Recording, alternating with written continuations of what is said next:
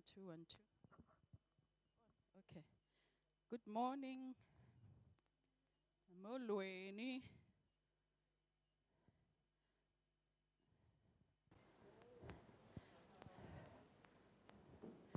I need music. Do we have a DJ to kick us off? We need some energy for this weather, the Cape Town weather. Yeah.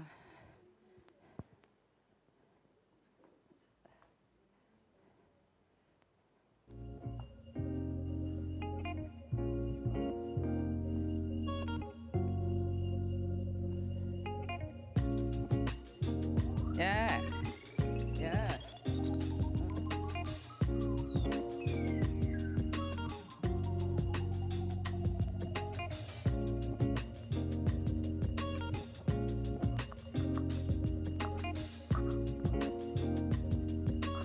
Mm.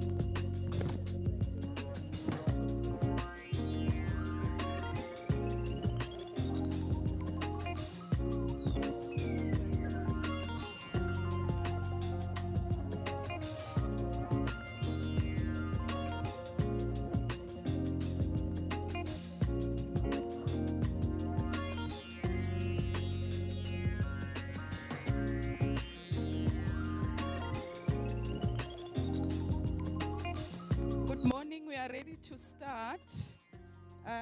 Let me start by thanking the captain from yesterday who flew her plane so well and landed it. I'm not sure if I'm a bus driver or a train driver.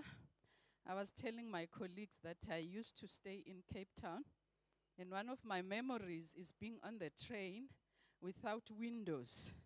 And the weather was like this.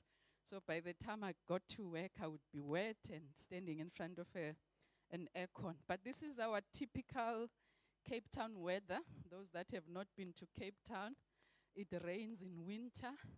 So if you are like me, who was born in Gauteng, you struggle. You struggle to wake up. You struggle to function because you do not associate cold with rain. So it takes a while to adjust to this kind of weather. So colleagues, as you know, we had a bit of a change in terms of our program. Yesterday, there was a session that was moved to this morning. So we're going to start with that. Are you ready with do they have the song? No? Oh, okay. So we wanted to do something a bit unique, but apparently I don't have a title of the song. But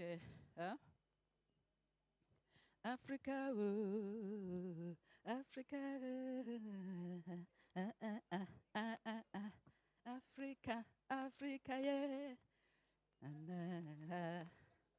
that's what I wanted. But we wanted to give an opportunity to our colleagues from Mozambique to say a few words as they celebrate 50 years of independence this morning.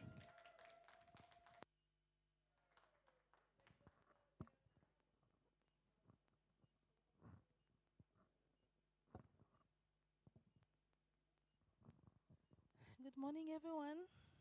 And thank you for recognizing this special day for us. At home, we are celebrating the 50 years of our national independence. So it's a big party. It's half of a center. We are reflecting on the progress that the country has made for all these years. Challenges are still there, but we are happy with the progress made.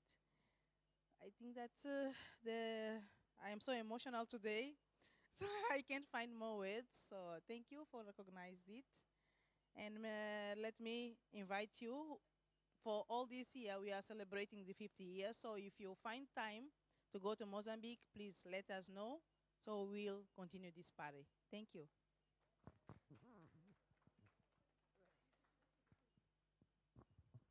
Thank you so much. I can understand how emotional it is. we also celebrated our 30 years of independence in South Africa. So this is what I wanted to play for you. Yeah. So let's start our program. We have a few speakers this morning. I'm going to invite them to come and join us in front. Namibia, a colleague from Namibia, Oswald. Burkina Faso, are you here? Who's presenting on behalf of Jibril? Are you here? Okay. And then we have Beth from Uganda. And finally, we've got a representative from Senegal, Georgia. Can we clap for them as they come in front? I'm going to depend on the captain from yesterday to help us manage the time this morning.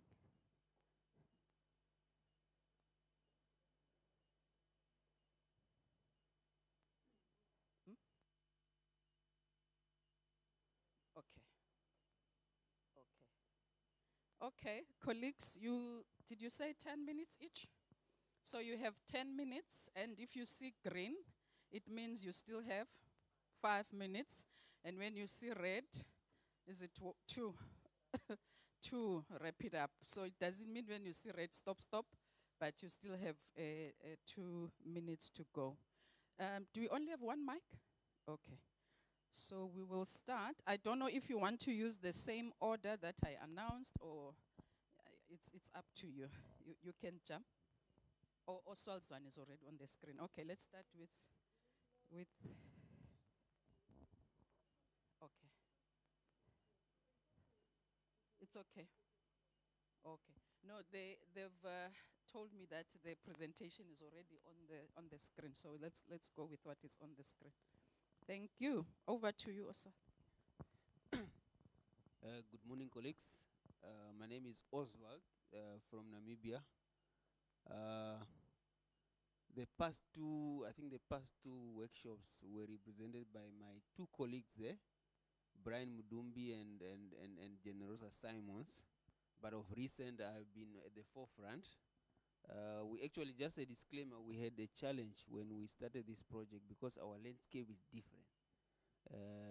Most of the SGCs were looking into, especially on the gender part. We actually don't have those issues, especially with the integration of women into our ecosystem. So, but then we thought we need to have a study which looks at what is the perception, and then whatever that perception is will then create some capacity building trainings within that line, especially looking into, for example, getting what exactly are the gender or the intersectionality dimensions that are relevant to our ecosystem. So our study is actually there now. The perception is a perception study and capacity strengthening within the grant management process. We also took another approach. We actually wanted to enlist an external consultant to do it for us. So we can go to the. So what is the context within our ecosystem? We have seen that in terms of gender integration, we don't have that issue, but we wanted to find out, is it deliberate? Was it deliberate or intentional that we have such statistics? So, and then we can then document that. So there's limited or perceived understanding and awareness of GEI principles among stakeholders. So we're targeting researchers as well as reviewers and grant administrators who are involved within the whole value chain of grants management. And then we also wanted to, and because of that, we also said, we've also seen that there's a lack of data that really documents what is the perception and also the attitudes toward GEI within the ecosystem. What is the attitude? We wanted to understand that because that will then be key for us developing capacity building, strengthening workshops in that regard. One of it is, for example, then we also wanted to see the strategic, are there barriers within the grant management process? For example, what we've seen also in our grant management process is that we are not deliberate in terms of disaggregating this data. We know that we don't have that issue, but we needed to disaggregate. We needed to see what are the really issues there. And then the absence, what is also key to us is because we didn't have monitoring indicators to be able to account and be able to measure and track how we are doing in terms of the GEI principles.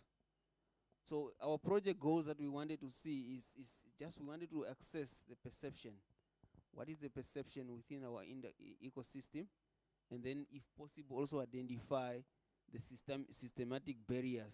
Like I said, we didn't want to do it on our own. We wanted to have an external view so that to avoid all the bias. We might be thinking we're doing okay, but when somebody from outside comes in, we'll be able to give us, it's more or less like an evaluation for us as well. And then we're also planning now to run the capacity building. So the external evaluator was supposed to come up with training material so that we would then capacitate every stakeholder within that grant management process, including the reviewers, researchers, as well as the participants. So this is what we have done so far. Like I said, we were enlisting the consultant. There were issues internally, but as I speak, we have recently just contracted a consultant who will be doing the following activities. They are at the current moment, we have given them the list of reviewers as well as researchers and grant administrators that will then be participant within the capacity building trainings. We've also given them our grant management policies and procedures to evaluate and see how do we integrate, or how do we become intentional in terms of integrating these GEI principles. What we expect from them is that they will develop a GEI integration framework for grant management, and then conduct trainings as well as piloting it. But what is key to us is the establishment of the monitoring indicators for GEI in the grant management process. That is very key to us, because there's been talks of policy being driven by evidence. We want to see, in terms of GEI dimensions, where are we lacking as a country? We want to use this as a study to kickstart that process so that we can easily go back to data and say the dimension that we've identified is probably the social class. There's a possibility of maybe a social class that has been underserved. Then we can easily now use that data to influence policies. So that is very key to us, because as an institution, we are actually mandated to advise government on policy direction. So we are looking forward to that, especially that monitoring of indicators, as well as piloting. And then the expectation is that with the time that we have now, with the consultants, has to start with I think when I'll be going back, they will be already starting with some trainings. So there's been some delays, but finally, at least we are moving as a country. And then I know in the next phase we'll be able to present what our findings were. Thank you.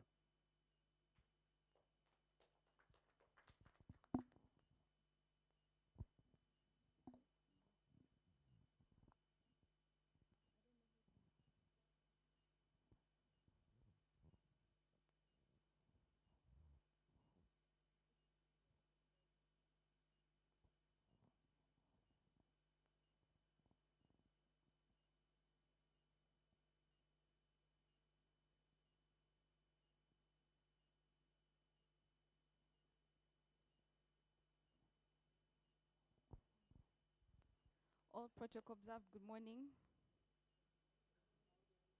Oh dear. Good morning. Okay. I'm Beth Mutumba from Uganda. I think most of you have interacted with Stephen, Geoffrey, Florence, Deborah. I am Beth. I work within the Research Management and Quality Assurance Division. I'm a bioethicist by training. I sit on the UNESCO Subcommittee on Bioethics for Uganda. And I'm also on the Gender committee for the institution. So I'm here to represent the team, as you can see.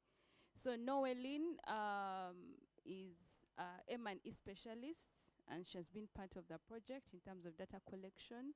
We also have Immaculate and Robin. The rest you know. Yeah. Our key partners are Council for Higher Education, Research Education Network for Uganda, as well as the Network for Education and Multidisciplinary Research, Africa. So what is basically our context for the project? Yes, we have several gender policies and frameworks developed both for national and international level. Basically, even within the budgetary requirements, we have an Equal Opportunities Act and the Ministry of Gender. And then currently, gender in science and technology is a major factor within the higher education system. However, the issues of intersectionality have not been integrated, and that's where we come in. Currently, 81% of the research is from the urban areas, urban universities and urban research institutions, with 72% principal investigators being men and over 58 years of age, with only 28% being the females. So our project goal was to basically raise awareness and understanding of gender, equity, inclusivity, and intersectionality among female doctorate level researchers in Uganda's public universities. So this is being done in a two-phase way. We're undertaking a study first and then also developing publicity materials. I think yesterday we were given statistics of STEM within Africa, and you could find it's quite low. And that's why we come in with the study on the female doctorate level researchers in the public universities. So the survey will basically help us raise awareness within the 3G framework, which is gender, geography, and generational inclusion, and also try to fix the institutions. When you go in to ask these questions inadvertently, they'll also ask themselves the questions of why, at least until the report comes through. So what have been our project activities so far? We developed a scientific proposal and survey instruments. Would want this study to be, oh sorry. So we want this study to be scientifically published and also used as a reference document for policy and funding. So we developed a scientific proposal and survey instruments, and then undertook capacity building on intersectionality as an emerging concept. I remember when Stephen brought this concept, we're all like, what is that? We only know gender, equity, and inclusivity. So he had to take us through training to understand the concept as we developed the proposal. Then we also obtained the ethical clearance for the survey, as well as had it registered within the research management system. We developed a clean database of the female doctorate holders. I think we had a survey a long time ago, and the database was quite old with no clean data, so we had to clean up the database and then go in and ask the questions. We trained 25 enumerators on survey data collection procedures and ethics, and also undertook study pretest activities across 2 universities. So on your left, you'll see a copy of the questionnaire that has been approved, and then the proposal and the informed consent documentation.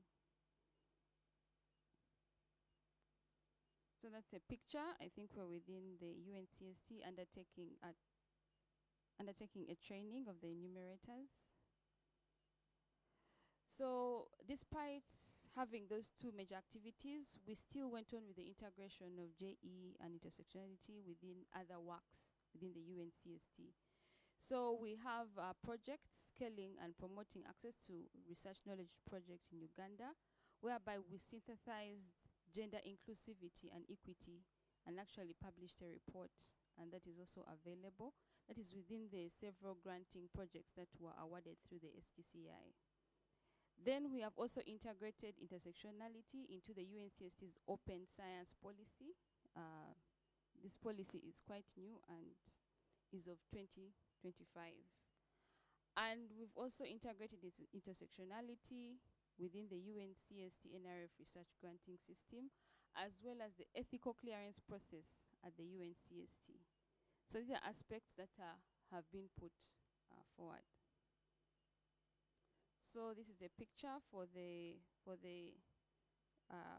meeting that we had on the SparkU project, where we looked at the gender lens within the investigators who had gotten funding from SGCI. As you can see, it's quite diverse. We have the youth, we have the females, we have the males quite well represented within this particular meeting. So the challenges first, I don't know if we should proceed with this. It was supposed to be for day 2. That is as per the project. We have incomplete and scattered data. That's why we had to undergo data cleaning. And then defining intersectionality as an evolving concept. There's need for capacity building, continuous capacity building for the staff and stakeholders. I was happy to have an informal chat with COSTECH. Hopefully we'll share the training curriculum and see how best we can integrate this also for Uganda. Then the ethical processes caused some delays. Data collection is set to be completed by end of July. We had anticipated actually completion of data collection by February, and that was not possible. Then we also had budgetary delays, the bureaucracy within the approving and reallocating process within the institution. So the way forward, we're going to continue the data collection and analysis, have a good report, and then also now develop the publicity and awareness materials and dialogues. Then from here, hopefully, I hope there's no IP content related to the curriculum. I'd have loved to go back home with a copy and see how best we can integrate it within the project activities. So thank you very much. This has been Uganda.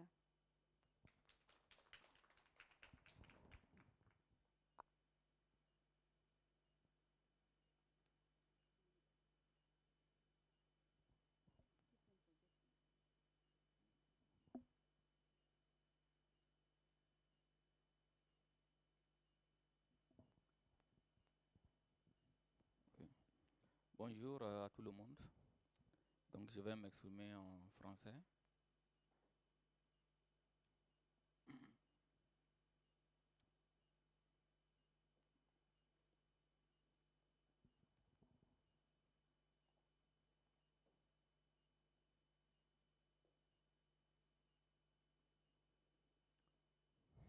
Merci bien. Le projet FONRID est intitulé État des lieux des barrières structurelles liées à l'accès au financement et renforcement des capacités des acteurs de la recherche et de l'innovation sur le genre et l'inclusivité au Burkina Faso.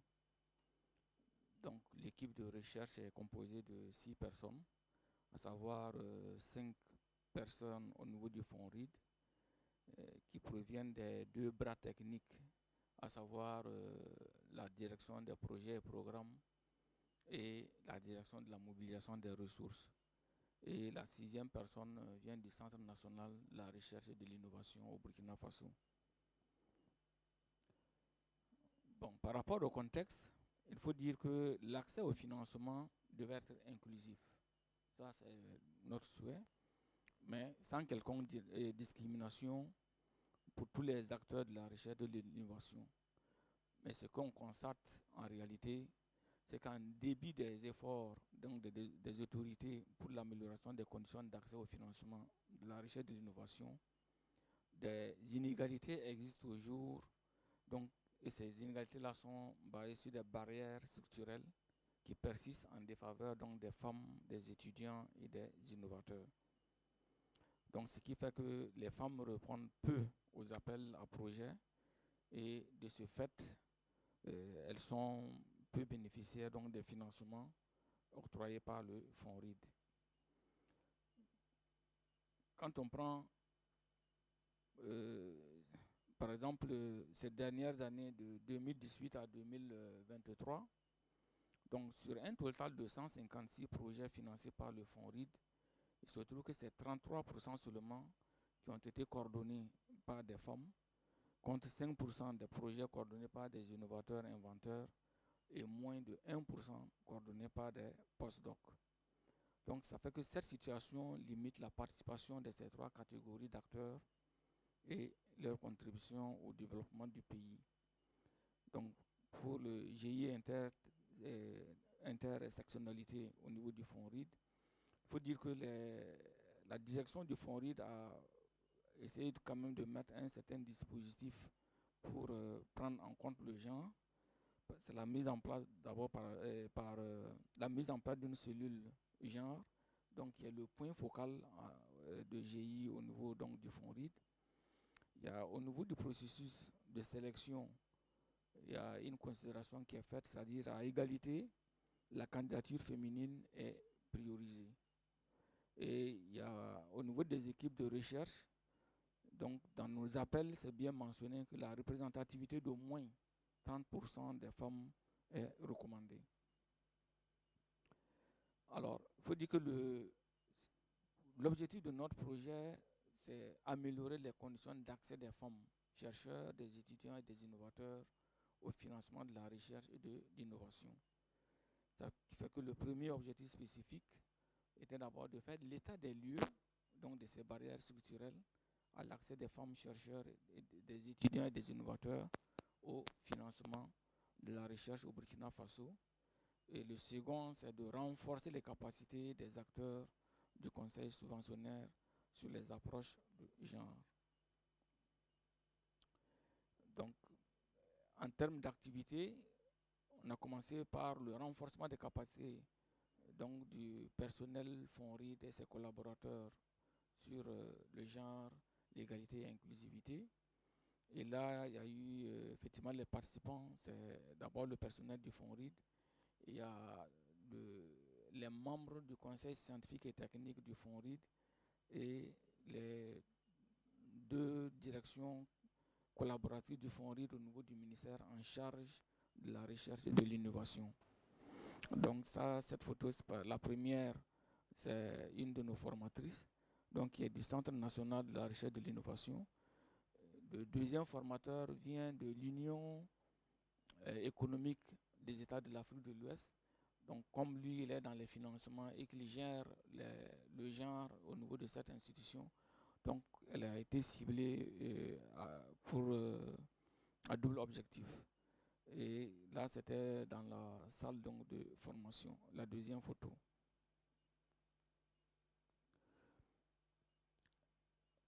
Il faut dire que durant cette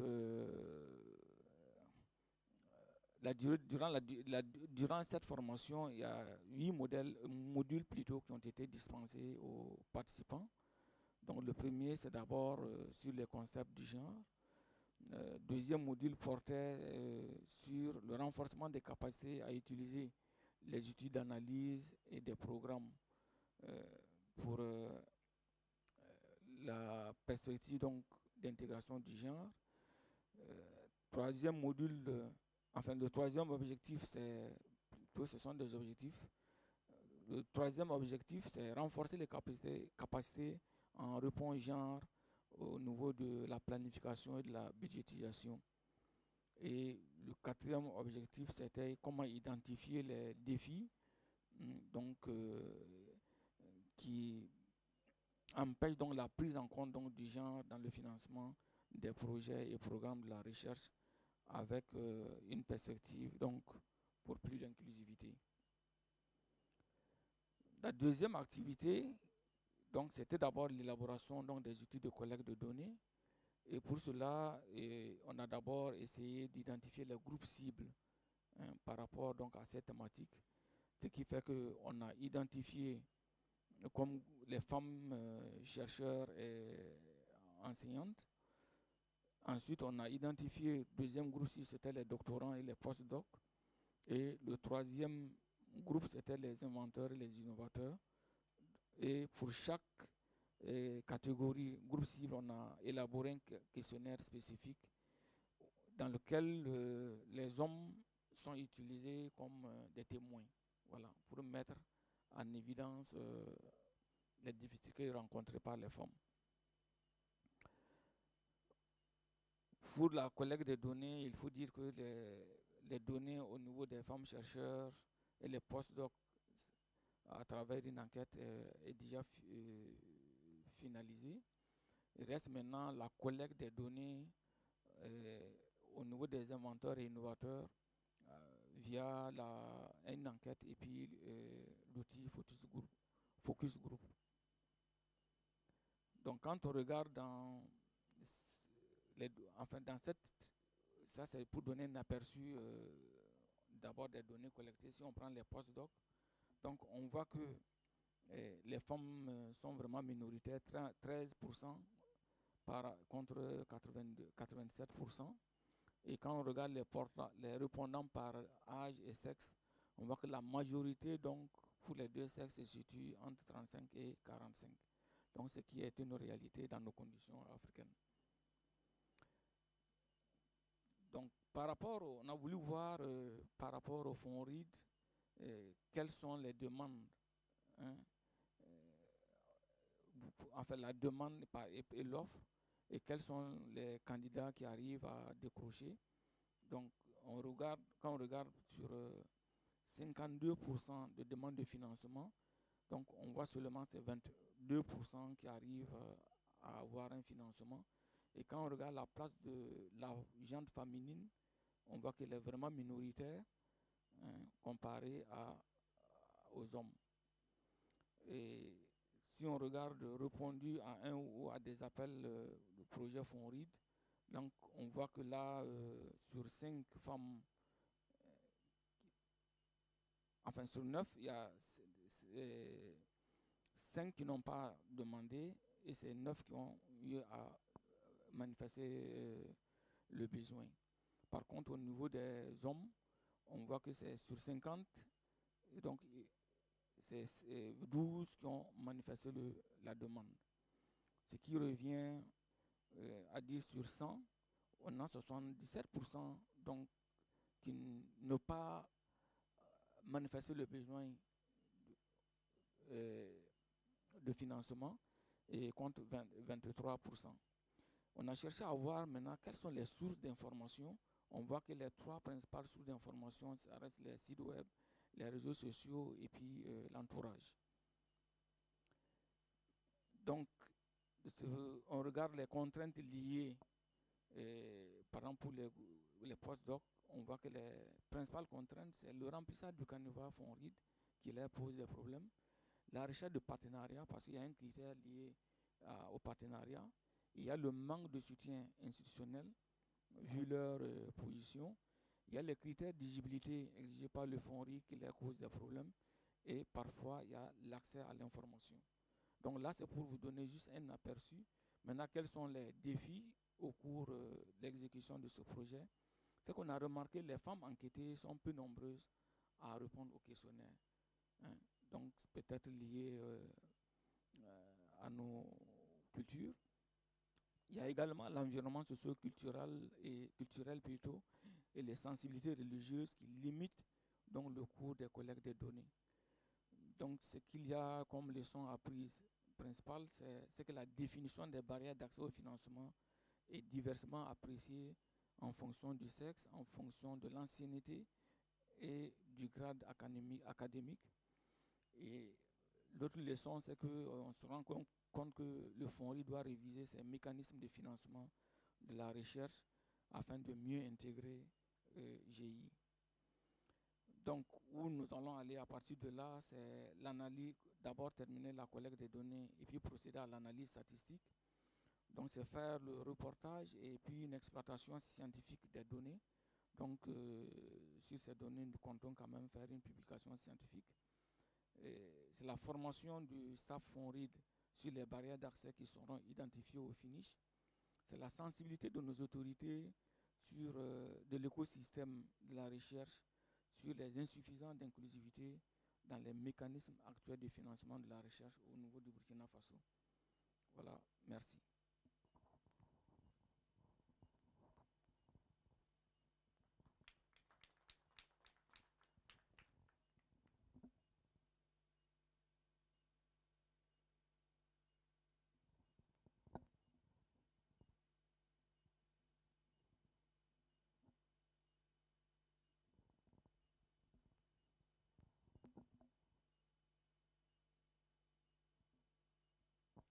Merci beaucoup. Pour le Sénégal, notre étude porte sur l'analyse de la représentativité des femmes dans le domaine de l'enseignement supérieur et de la recherche. Donc, l'équipe est composée du professeur Soukey Diatine, ancienne directrice du financement de la recherche scientifique et du développement technologique, de M. Tafsir Babakar Ndoye, actuel directeur, de Mme Ndeye Sine Diop, coordonnatrice de la cellule genre du ministère de l'Enseignement supérieur, de la Recherche et de l'Innovation, du professeur Rokhaya Ndiaye, qui est à l'Université Cheikh Anta Diop de Dakar, à la faculté de médecine, de M. Daouda Diouf, qui vous parle. Il y a également une autre intervenante, mais qui n'est pas directement liée au projet. Elle s'appelle Ndeye Yaba, c'est l'assistante du directeur. Par rapport à notre contexte, pour le Sénégal, on ne peut pas parler du genre sans pour autant évoquer des stratégies ou bien des lois en vigueur. Pour la stratégie, il s'agit de la SNEC, Stratégie nationale d'équité de genre et d'égalité de genre, qui vise à promouvoir l'égalité et l'équité entre les hommes et les femmes au Sénégal. Il y a également une loi sur la parité promulguée en 2010 qui vise à assurer une représentation égale des femmes et des hommes dans toutes les institutions électives. Il y a également la loi d'orientation sociale relative à la promotion et à la protection des droits des personnes en situation de handicap. Il y a également quelques initiatives, par exemple le PAPES, un projet d'appui à la promotion des chercheurs du Sénégal, doté d'une enveloppe de 100 millions de francs CFA, initié depuis 2013. Donc, l'analyse de la représentativité des femmes chercheurs dans le domaine de l'enseignement supérieur et de la recherche au Sénégal, en lien avec les subventions GEI, prend en compte les freins structurels, socioculturels, institutionnels et financiers qui limitent l'accès des femmes à la recherche. Donc, elle soulève la nécessité d'outils d'accompagnement spécifiques, d'initiatives, de mentorat, de politique proactive en matière d'équité et d'un suivi rigoureux de la discrimination dans les subventions de recherche.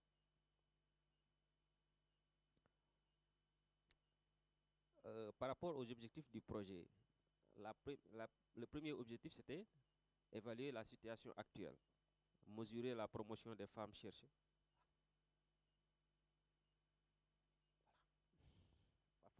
Excusez-moi, je vous oublie pas. Donc, mesurer la proportion des femmes chercheurs par rapport aux hommes dans les universités et centres de recherche, identifier leur répartition par genre, assistante, maître assistant, maître de conférence, professeur titulaire, et par discipline, sciences dures, sciences sociales, lettres, etc. Et enfin, cartographier leur présence dans les instances de décision, c'est-à-dire que direction d'institut, conseil scientifique, comité de pilotage. Le deuxième objectif, c'était de comprendre les facteurs explicatifs, identifier les freins structurels, étudier les conditions de travail des femmes dans la recherche, accès au financement, à la formation, au réseau académique, explorer les facteurs motivationnels et les obstacles perçus par les femmes elles-mêmes.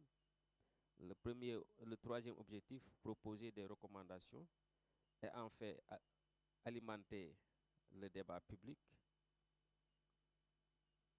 Par rapport aux activités du projet, la première activité, c'était d'élaborer les termes de référence de l'étude à partager avec l'expert.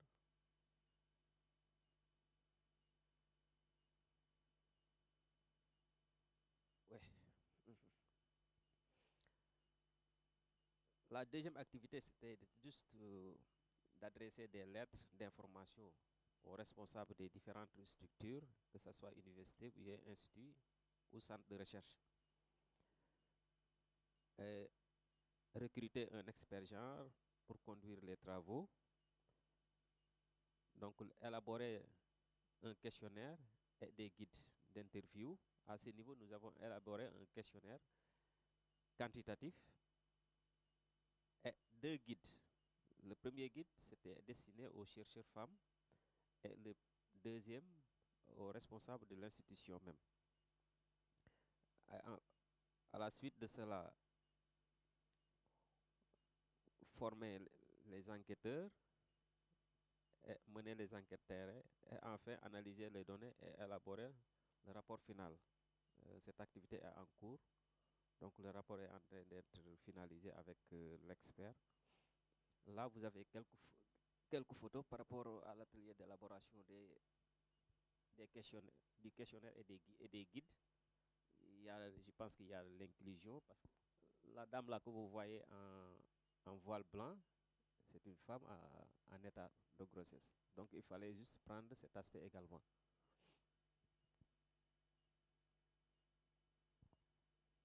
Par rapport aux défis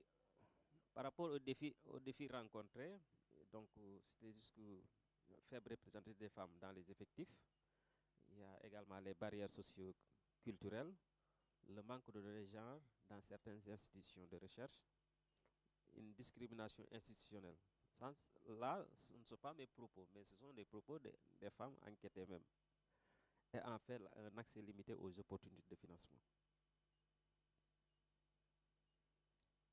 Par rapport aux principaux enseignements, donc il y a également la nécessité de mettre en place des politiques proactives qui concernent les femmes chercheurs, l'importance du mentorat et des modèles, des femmes modèles, donc la valorisation des trajectoires féminines. Et il y a également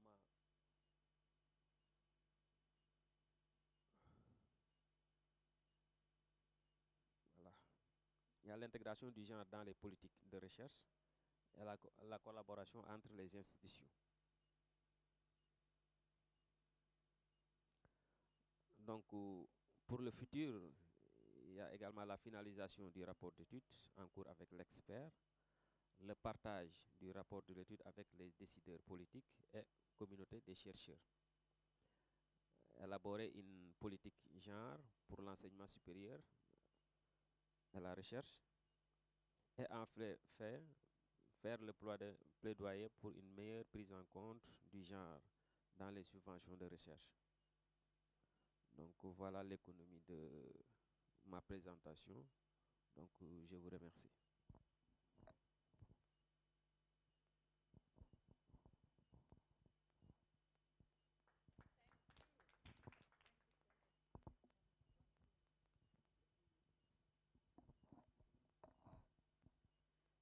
Thank you so much. I realized that yesterday when Lorenza was introducing everybody, we were all sitting together. So it is possible that when we were waving hands, people were not sure who's who. My name is Nompumelelo Zungu. Nompumelelo is a isiZulu word which means success. The no in my name means mother of.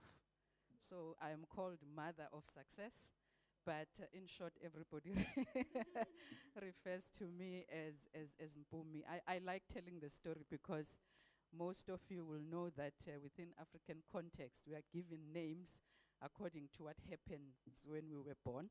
So I was born with the umbilical cord around my neck. That is why I was called Mother of Success, because I had succeeded before I even got here. I succeeded to be alive. I was born alive before there were even scans and all those things. So thank you so much. I think there's a lot that has come through. I'm going to try and bring yesterday and today, because we are really wrapping up what happened yesterday. And for me, I think the two things that I left with yesterday. The first one was around how the system always resists change. There were two things that were raised yesterday that for me struck me as how people will work around the system.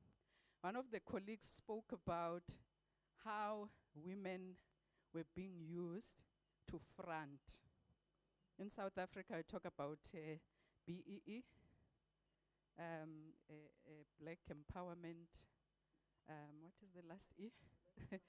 Black economic empowerment. So we see a lot of that, where instead of transforming, an individual will take someone and use them to front so that it looks like what it's supposed to look like, a transformed entity when it's not. So I think that is one of the challenges when you are working around transforming a system where people find ways. There was also an issue that was raised, which was, and it's been raised everywhere that I'm sitting, and I'm grappling with it. The concept of, are we leaving the men behind? Are we leaving the boy child behind? And some of the statistics sometimes that are used to speak about that. What does it mean for us? Because I don't think empowerment of women is about leaving anyone behind, but you're looking at where we are, the 100 years, 200 years, where men have been in power, they continue to be in power, they continue to be in leadership, and because you have a few women that are, pushed themselves against all odds, then we start having this pushback of asking these difficult questions. Am I suggesting that we shouldn't ask those questions?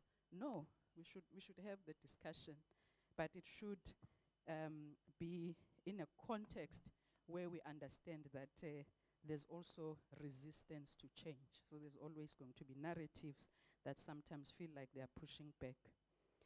I think today the key things that have come out for me, one, the importance of indicators.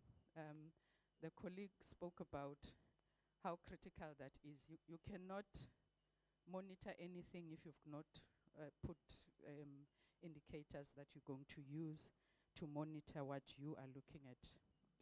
I sat here and I thought about sustainability yesterday because I like things to have a life beyond the project, So this 2 years ago, I think, our CEO decided that she wanted to have a project called Democracy at 30. So the Democracy at 30 is really evaluating what has happened within communities post-democracy. So issues of sustainability becomes important. So one of the projects, they went and visited one of our provinces here in South Africa called the Eastern Cape, where they had a water project and everything had fallen apart. So as all this work that has been done, the funding, the meetings that you've had, what are the plans to take it forward? And I think one of the sessions that will follow will be talking to that. I also liked the issue of capacity building, because if we don't build capacity, then how do we move forward? I think the youth, one or two speakers have spoken about youth and their reflection in some of the work that is being done. But I think it's very important to ensure that there are people that are going to follow those of us who have reached our 50s. They are coming behind us, and we should be ready to hand over to them. I liked the issue of dimensions, dimensions of inclusivity. Here and there we heard about disability, but I don't think it comes really strongly. The rural and urban divide, I also had a little bit of it, but it doesn't come strongly. So if you look at South Africa, for example, you've got, I don't know if they call them the Big Five, these universities that are known, that have all the resources, and they push in terms of research and papers, knowledge, and so on. So if you are a granting council, how do you make sure that you bring that together? I think NRF will know this, because I used to sit in some of their selection committees. The quality of the proposals, are we doing enough to ensure that that university that's sitting in the corner there, that is not well resourced, puts forward a strong proposal that can compete with the top 5? And I also liked, this discussion around intersectionality, But what does it mean for each country? Because again, we have these dimensions that differ from country to country. So at a local level, what does it mean for you when you talk about gender intersectionality, and what are the other dimensions that crisscross as you look at that? Going beyond the numbers, it's okay to say you've trained whatever, 10 people and whatever, but I think we need to go beyond numbers so that whatever that we are doing becomes sustainable. Because as long as we are ticking boxes, we are not going to effect change. The theme of sharing resources was very also strong. Toolkits, but also learning. We are here because we are sharing what we have been doing as a country, and other colleagues are also sharing what they've also been doing on the other side. I also had team effort. There's no one who came here when it was the starring of the show. Everybody introduced their team, how many people were working. Some of the colleagues, it was an interdepartmental effort. It was just not sitting in one office somewhere, but it's really bringing people together. And I think that's the strength of what you've been doing, this inclusivity. And I want to thank you, Lorenza, because you also showed it within the HSRC by inviting me and Kangelane, who is my boss, Professor Zuma, who's not here. You said, come and sit, come and see what we've been doing. The project has been at the HSRC, but it's the first time that we've been invited to come and see what you have been doing as colleagues. Structural barriers, very critical. Can't talk about change and working in this environment without understanding the uniqueness of structural barriers that women face, people with disabilities face, and so on. And then the importance of data. Can't move without data. If you do not quantify it, if you don't measure it, then you can't deal with it. So for me, those were the few key things that were my take home as I'm sitting here listening from yesterday and also this morning. So I'm going to open up not only questions, but also your own reflection as we wrap day one. What is it that you are taking away, or what are the questions for the colleagues who have presented very powerful and dynamic presentations that I think have been eye-opening, but also challenging in terms of thinking through what is the next thing that we need to do. So let me open up. Any hands? Okay, 1, 2, 3, 4, 5. Okay, so I'm going to end here. I'm going to end here, and I will start with this table and then move here and then there. Over to you. Okay. I think there's a mic, but let's see if it works. Morning. Thank you very much for the good presentations.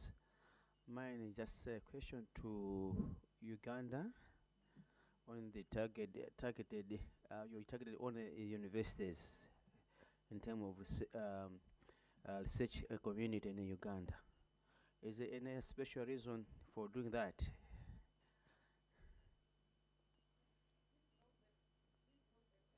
And then I'll hand over and you'll answer all of them in one go. The next table. Good morning. Yeah. Thank you for this brilliant presentation and sharing this knowledge with us. My question goes to Namibia. Yes, in your presentation, you presented a lot of activities, but you indicated that you will share the findings in the next phase. That wasn't clear to me. It means what next phase and what happened. Thank you. I congratulate all the countries for their brilliant presentation. My question goes to Burkina Faso. They talked about a lot repeatedly about this concept of structural barriers, but I'm trying to reflect on, they open a little bit on these structural barriers? Are they at the national setup, the national policies, or it is mostly at the sectoral level? Because I'm asking that because in Tanzania, when we say the structural barriers, not much about the national policies because they are really encouraging, but mostly at the structural, the sectoral level that COSTECH is trying to work through. So is it at the national level or is mostly at the STI subsector? Thank you.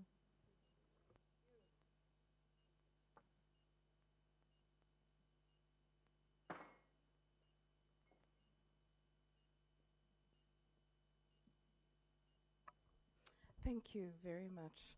I was listening to Namibia, and I have a question for Namibia, but also I think a reflection for all of us.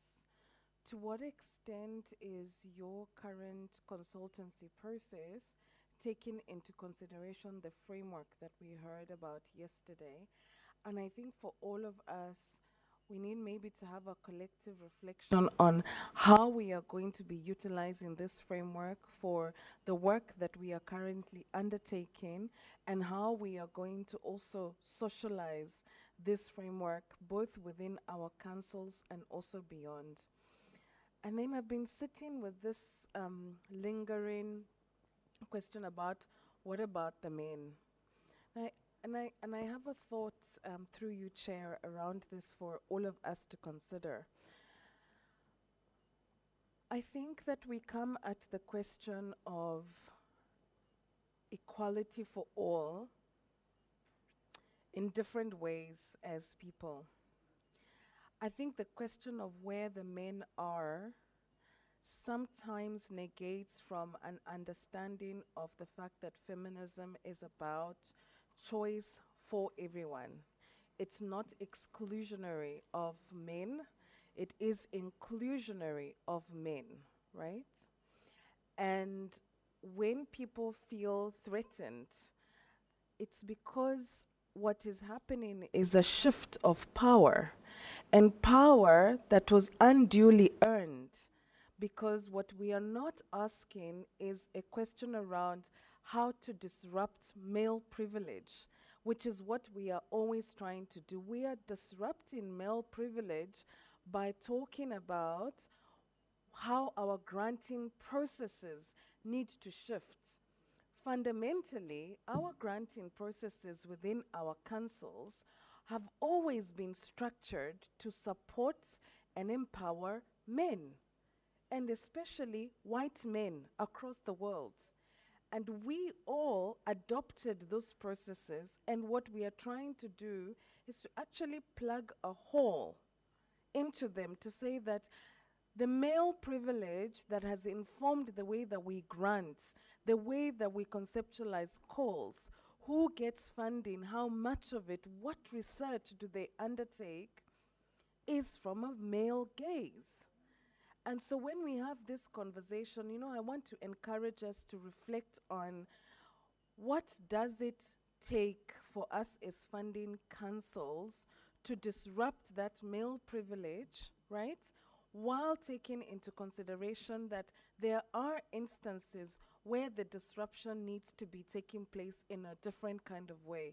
Intersectionality for South Africa means we must consider social status, race, gender, all of them, and all of them must be considered at the same time. It's very clear when our colleagues from Uganda speak, they must talk about geographical location. It's a very, very significant issue. And so I think I want to encourage us, I get very passionate about this because it's a conversation that I have to have every single time that we are talking about the disruption of male privilege. And I want to encourage us as the champions in our organizations to really reflect on when we raise that question, what exactly are we raising? Are we trying to say that we should not be disrupting male privilege? Or are we also saying that the system that we currently have across our entire councils is actually built to benefit everyone? My answer is no, it is not built to benefit everybody. And so when we talk about gender equality, inclusion, all of the aspects that we're talking about, we want to disrupt the male privilege. And we must not be distracted by numbers that are going up, because there are all these issues that we still have to come back to. Gender-based violence, sexual harassment of girls, boys. I mean, there is a multitude of things. COVID-19 has taken us back hundreds of years, colleagues. From a granting perspective, from a societal perspective, how many of us are sitting with the statistics about how many girls we have lost, a generation of girls who dropped out of school globally, millions of them. So when we talk about these issues, we must also think about what are all the structural components that we must reflect on, and not be distracted by the question of, because male privilege is being disrupted, we must come back to honor it even more and to build a system that was already built for male privilege. Okay, let me stop there.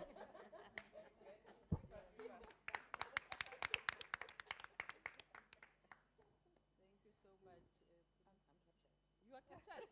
How can you be captured? You don't even want to add. Well, maybe not adding. I don't think that was like yes, Dorothy, like yes to everything. I think actually I was captured by your own reflections as well, Mpumi, just on applauding the colleagues on the collection of evidence, that and again taking stock of structural barriers, and I had two questions and maybe a point of reflection for everyone. And you spoke on it, on the succession plans of this. Like, what happens when you guys leave, when you're not here? Like, are the succession plans in place within the councils to be able to carry the projects on? And I think another thing that came up yesterday was the fact that words mean things, and we need to be very intentional about them. Because when we were doing the research on intersectionality, there used to be this term called other marginalized groups, and those used to fall through the cracks, because who are those? Like, why are we not naming who exactly those are? And the colleague from Burkina Faso, they talk about social-cultural barriers, which I think is great, but are you guys naming exactly what those social-cultural barriers are? Like, what are they? Do people understand? If it's a call, do people understand how they fall into those social-cultural barriers? Yeah.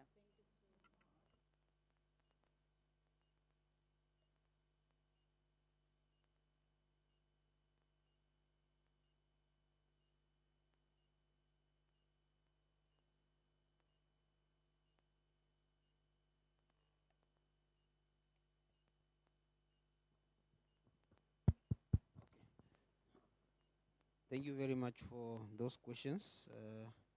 I don't know if I captured them well, but the first question was maybe why we don't have results. Yeah, I think it was an issue of the approach that we wanted to take from the beginning. From the beginning, our approach was, let's get a consultant who will be absorbed within the NCRC to strictly be responsible to drive the GEI project. And then our ecosystem is a little bit small. We put out adverts. Unfortunately, we couldn't get anyone, especially somebody that has a strong expertise on the gender, but as well as research. So we wanted a combination of that. We could not get anyone. So that's when we then revised it to say, if that's the case, what then can we do? That's when we went the route now of headhunting.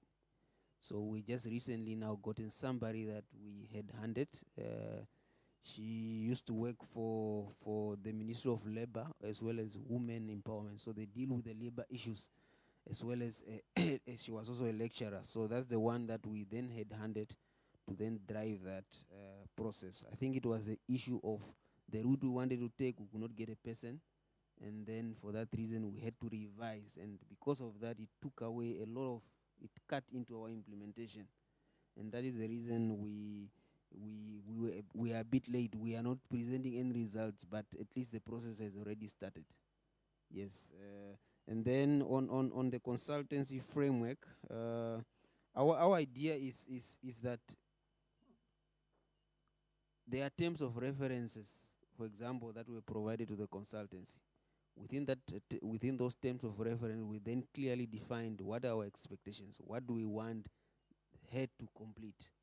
So will be an extra eye as soon as they are done with the research. They'll be doing it.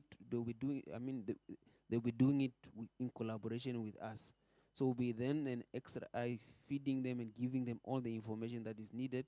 And in terms of the framework, that will also be one of the documents that has been already given to the consultant. So yeah, they've clearly defined objectives within those terms of reference, and who then ensure that we give them that extra eye and evaluate the documentation that that will be given to us as part of this consultancy. Thank you. Thank you very much for the questions. The female doctorate holders are not only in universities. The data I provided was more from literature, and that's why there is need for the study to provide for baseline data for future policy and possibly other studies. So these doctorate holders are spanned within the country. There are over 729 as highlighted.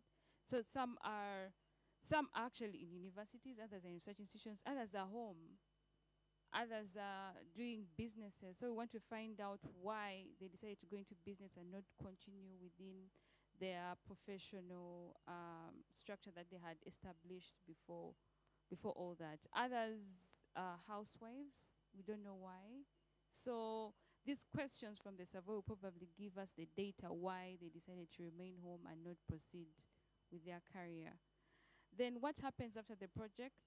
As earlier indicated, we are from different departments. However, some of us are within the gender committee, and some of the interventions have been implemented within the current structures. For example, within the research regulatory process, gender inclusivity, the grant management system has already been provided. Now, currently, the study being undertaken, I think you've seen Noeline Basima, there's a lady who was there. She's in the M&E department. So we're hoping that these studies will be part of her future studies that she will put in the work plan and budgeting arrangements for government. So we are hoping for sustainable implementation of GEI within the council. Thank you.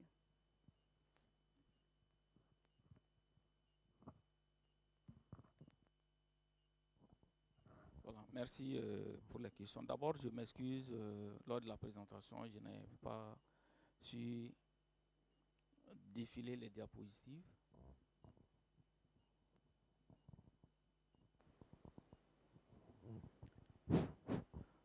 It's okay. Voilà, je disais que je m'excuse d'abord lors de la présentation, je n'avais pas su comment faire défiler les slides.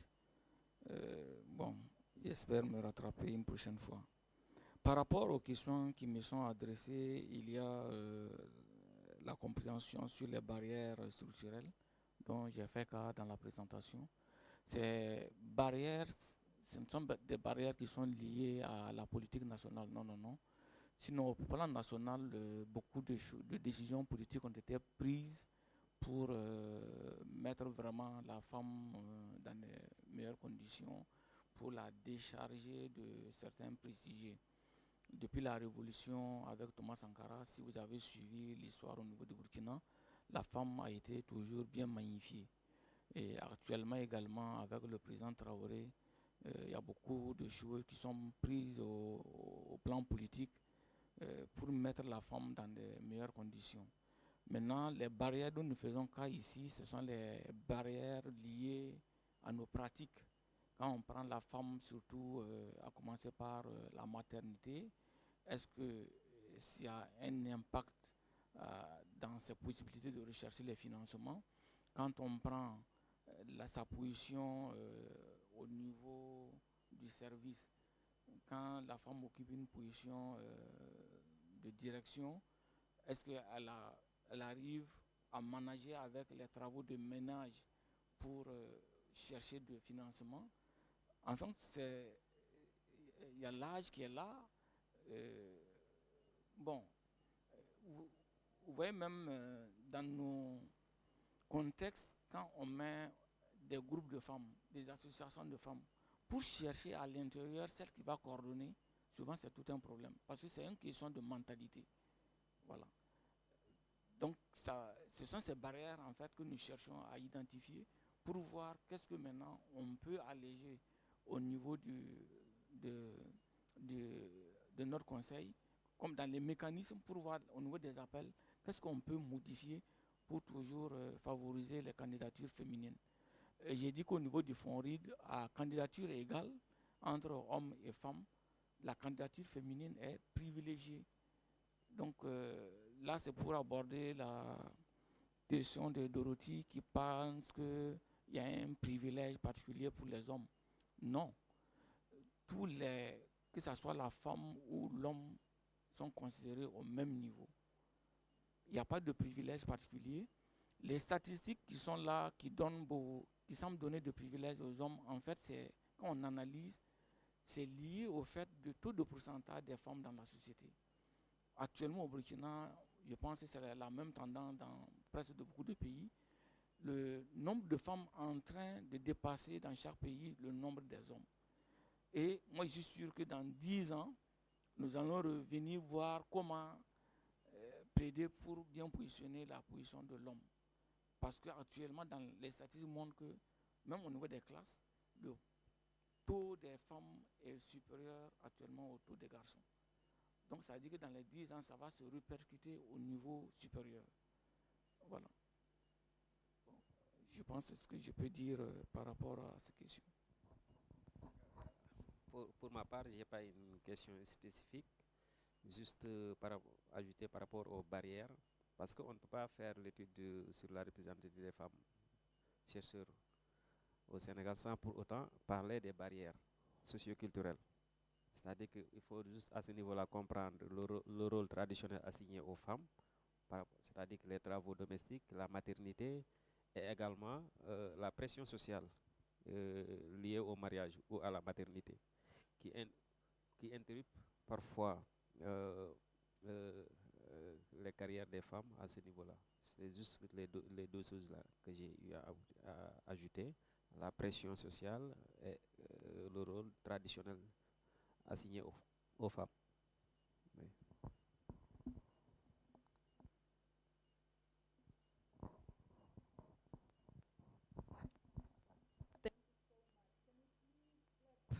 For the team that has presented this morning, as they leave the stage, can we clap again? Maybe I must ask the the captain to come and shake us a little bit. I think they want to cook some pap. Yeah, I think let's cook pap and then the porridge, and then we'll have the next session, which is more interactive. So you're not going to be just passive listeners, and I'm excited about that. Lorenza is going to be busy this morning. Every session, I see her name, I see her name, I see her name. So I hope she is ready. So I'm going to give to the captain, and then we'll hand over to Roshan. The next session is called Interactive Learning Zones. Why are you shaking your head? Okay. So this is about collective reflections and also sharing insights. Over to you, Captain, my captain. Thank you, co-captain. All right, see now you guys porridge again, and it's perfectly timed this time, Bumi, because it's morning. So can we please stand up? And we're gonna get you warm. It's a cold day today. Stand up. Okay. We're all up. Okay, you all know Tembi by now, so this is not gonna take as long, all right? You know what to do. Do as I do. Do as I say. Do as I do. It's that simple. Started. Tembi. Ah, guys. Can Tembi hear you? Tembi. Cook me some porridge. By using your right hand. Tembi. Cook me some porridge. By using your left hand. Tembi. Cook me some porridge. By using your right leg. Tembi. Cook me some porridge. By using Your left leg. Tembi. Cook me some porridge by using your neck. Tembi. Cook me some porridge by using your tongue.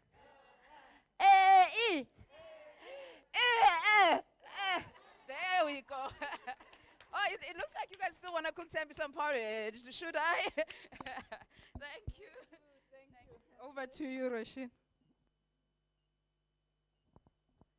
Morning, everyone. Thank you, Pilela, for getting our energy going again. It's a nice way to go into the next session. So, colleagues, we are going to shift tone a little bit. And the tone is going to shift just to a little bit more of reflection. So we started out, I think Pumi set the tone nicely for us a little bit with talking about sustainability and reflecting on the work that we've done. And so for this session, we want to dig into that. We want to take a step further from the presentations that you gave and the work that you've been sharing and go into talking about, what have been the enabling factors for this work, What have been, some of you have shared already your challenging factors, but also what can we take forward from this work? What can we take forward for ourselves and what can we take forward for others? And thinking about our thoughts for accelerated change. What can we do now that might, some sort of actions that we can put in place now for the broader research ecosystem or science and technology ecosystem. So we've got 3 zones. Those are basically the keys for the 3 zones. We have it set up around the room. I'm going to ask my colleagues, Lorenza, Pelela, Irene, if you can just support with shifting the flip charts to the zones. And then what we'll do is all of us are going to take some time. I think I'll give us about half an hour. I'm going to ask Lorenza and the chair if we can make tea a bit of a working session as well, because we've now gone over time. And so you're going to take some notes. There's going to be some paper over there. There's some glue. And just write down your thoughts for each zone. And from there, we'll move over to a discussion at each zone. Okay? So can I ask everyone, please, to get up? There's going to be some paper over there on the right-hand side towards the couches. There's cookies as well, and then we will take it from there. Zone 1 will be here on the right. Zone 2, we can move to the back, and we can place zone 3 over here as well.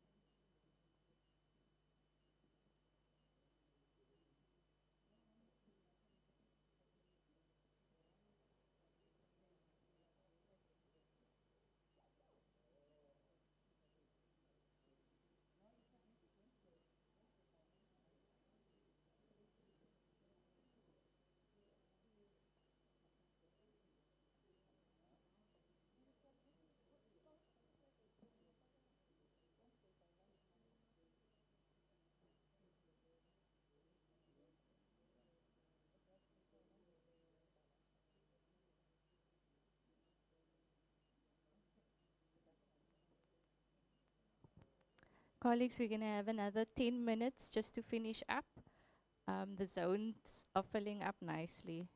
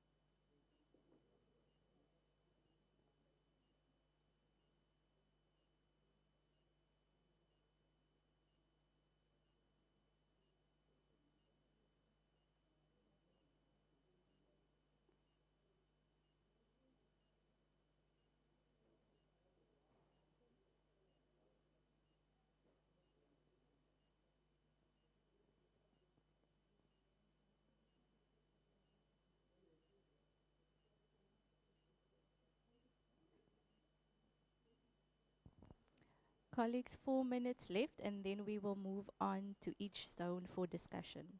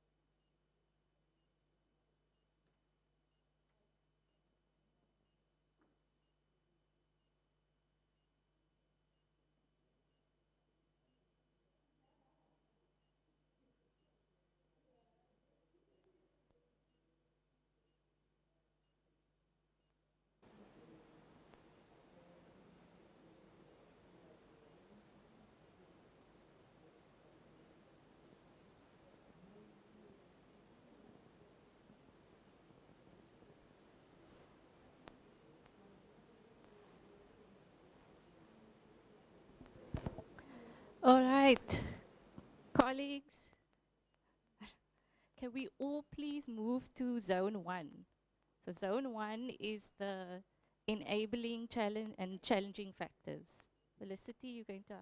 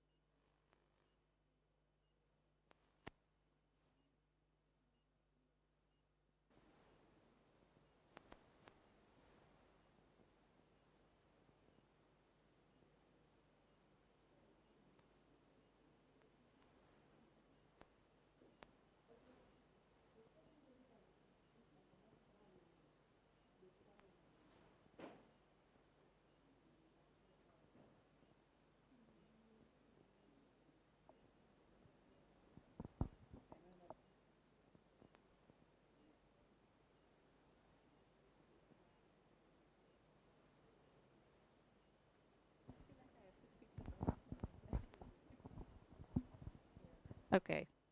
So I see everyone has added and it's looking good, nice and full. Some of the themes, I mean, I'm going to give everyone a chance, to speak to this. But I see that some of the themes that's coming out here in terms of enabling factors, so with the positive things, having having an institutional champion,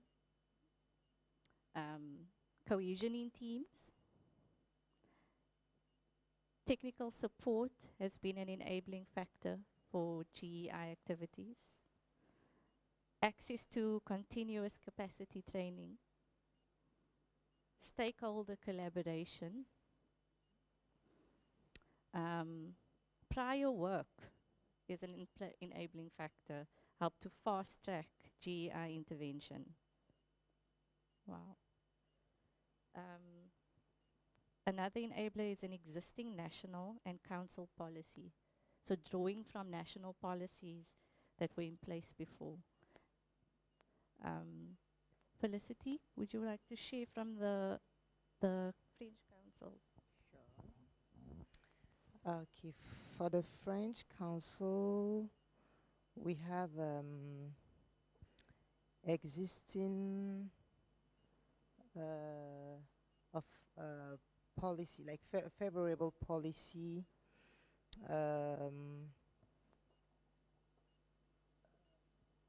receive trainings, existing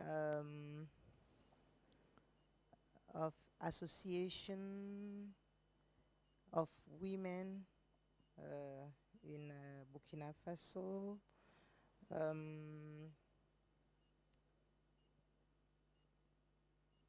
As another challenging in Senegal, some people were not really open for the interviews, especially those who have power. Like they were not willing to take part of the interviews. So yeah, that's the challenges for the Francophone.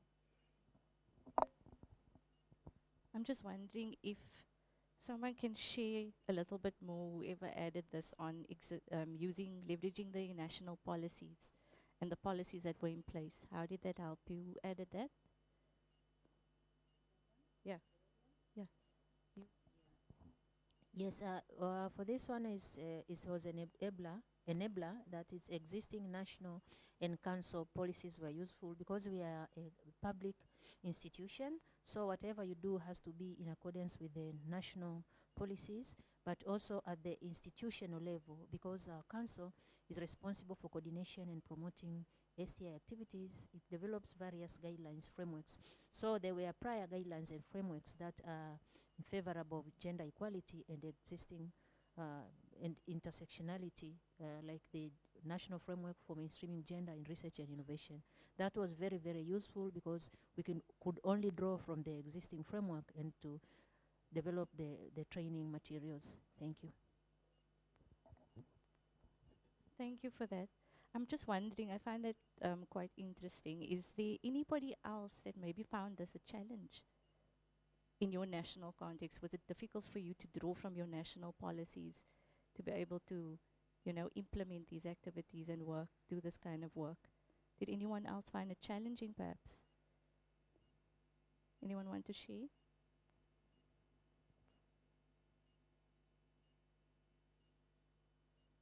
No one. No, and okay. I think based from the working with you, many of you through the TA, through targeted technical assistance and the support that we've been offering, we find that a lot of the national policies might not have enough background to work from. It's not a good foundation to implement this work. And so it's very nice to see that you have started to do this work and that there's something for you to pull from, and that you're enhancing what has already been done in your context. I'm going to move on a little bit to the challenging factors. I see one of the themes a lot of people are saying is that limited capacity. Does anyone want to share on what your challenges were in terms of limited capacity?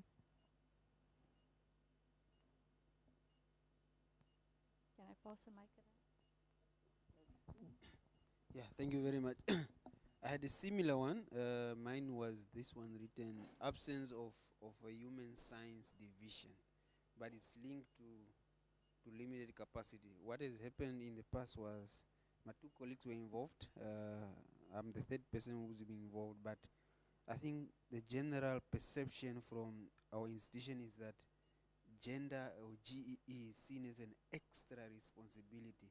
It's not part of your KPIs. So people tend to prioritize the other work instead of the gender. So I think it would be very good as a recommendation maybe from here to say, because we are now restructuring, there will be a human science research division that will then be incorporating the issue of gender, so that it's not seen as an extra responsibility but then seen as something that somebody is measured on. Yeah. Okay, on capacity, I also want to add that I also indicated continuous capacity building for our researchers because they feel that gender issues they are only for women empowerment, not necessarily integrating it into research.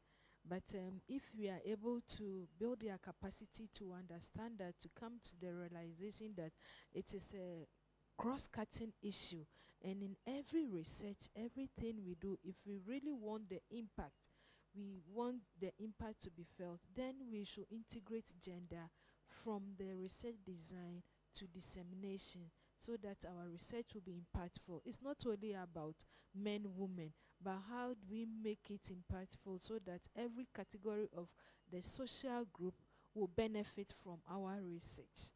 Yes, thank you.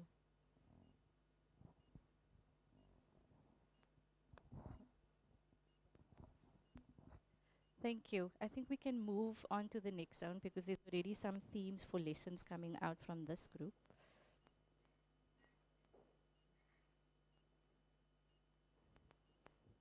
I think maybe one of the lessons that we can take from what we just heard now is this idea of needing to be intentional about this work, you know. And obviously there's been, many of us did different activities, especially the policy group that has been working on, you know, integrating policy and updating your policies.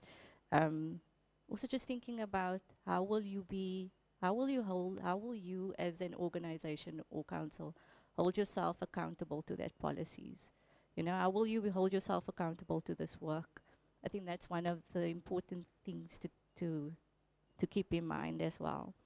I see some of the lessons that we're sharing over here is teamwork, organizational support, the importance of collaboration, team commitment. So there again, you know, being intentional and having a unity as a team and working towards the same goal and same values. Data availability is important. We've got collaboration is coming up quite a lot. Yeah. Dealing with cultural norms and the need to capacitate those in leadership, the board of councils. Someone want to share on that?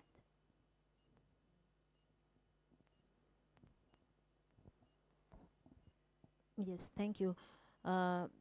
We clearly saw that we managed to develop training materials, very comprehensive, but we only managed to conduct training to those who are actively the frontliners in the research granting process, the staff who are doing the sorting up, the reviewers, and the grant managers in institutions. But we came to realize that for these things to be effective and continuous and sustainable, we need to train those up in the ladder. For instance, the boards of the council, because all the proposals are ultimately approved by the board before funding is issued. So if they don't have that awareness, they wouldn't take it very seriously, because what they get the recommendations, but the final decision is theirs. But also to try to train, to capacitate those important in the under the ministry, the line ministry, the Ministry of Science and Technology, because at the end of every year, every quarter, we have to report what has been done. And they are the ones also responsible for research, the entire research innovation activities in the country. So if they have that commitment and understanding, they will keep us emphasizing and taking our reports serious, even demanding that report from us. But also related ministries, like the ministry responsible for women and gender issues, because they are the ones who aggregate all gender, women, equality, equity interventions in the country to integrate with other national indicators. Thank you. Maybe to add on to that, on capacity building, since we are working with research institutions, we also noted that it's of high importance that that capacity building is initiated in all the departments, from the BRESA with the research institutions in Zimbabwe. The funding is based by the BRESA, so there's need for them to have that awareness on when it comes to them budgeting and crafting their budgets for the institutions. They also consider the integration in their budgetings, and also with the human resources department, in terms of them their recruitments, in terms of their administration. They also have to take consideration of these issues. So capacity building for them is also equally important, and the research director as well. They also have to have this capacity building initiative such that they get to understand how they can mainstream gender as they do their research, as they craft their grants, as they carry out all their works. Thank you. We also learned that from our activities, the unconscious biases, it has been with them, with us. we've lived with it, and we cannot use one-time training to do away with it. It's a continuous dialogue, so that with time they accept it, and then they own, they have it as part of them to work with that. So it's not just a one-time training. We have to continue dialoguing, and then explaining, awareness, building their capacity. Yeah, so we cannot just say we've done the training and that's so. We need to do follow-up, so that they accept it gradually, and then it becomes part of them, that whatever you do, there are categories of people in society with different abilities, different understanding, and different perception. So they have to really get to those people, and then they incorporate or integrate all of them into their sample size or whatever they are doing. Thank you. Just to add to what my friends have already said, the one thing I learned from the capacity building we had with the reviewers, but people who review the protocols or the proposals, they asked us, the councils, when we are putting in the checklist, the list, we should include the GEI ourselves. For them, they're just given time, they're just given documents to review. But it's up to us, the councils, to come up with when the checklist to include all issues of youth, the intersectionality. So for them to know that if they were reviewing this protocol, this proposal, they should take into consideration over the GEI issues. It should start with us, the councils, not for them, the reviewers, to be considering the GEI issues. So that's what you have learned.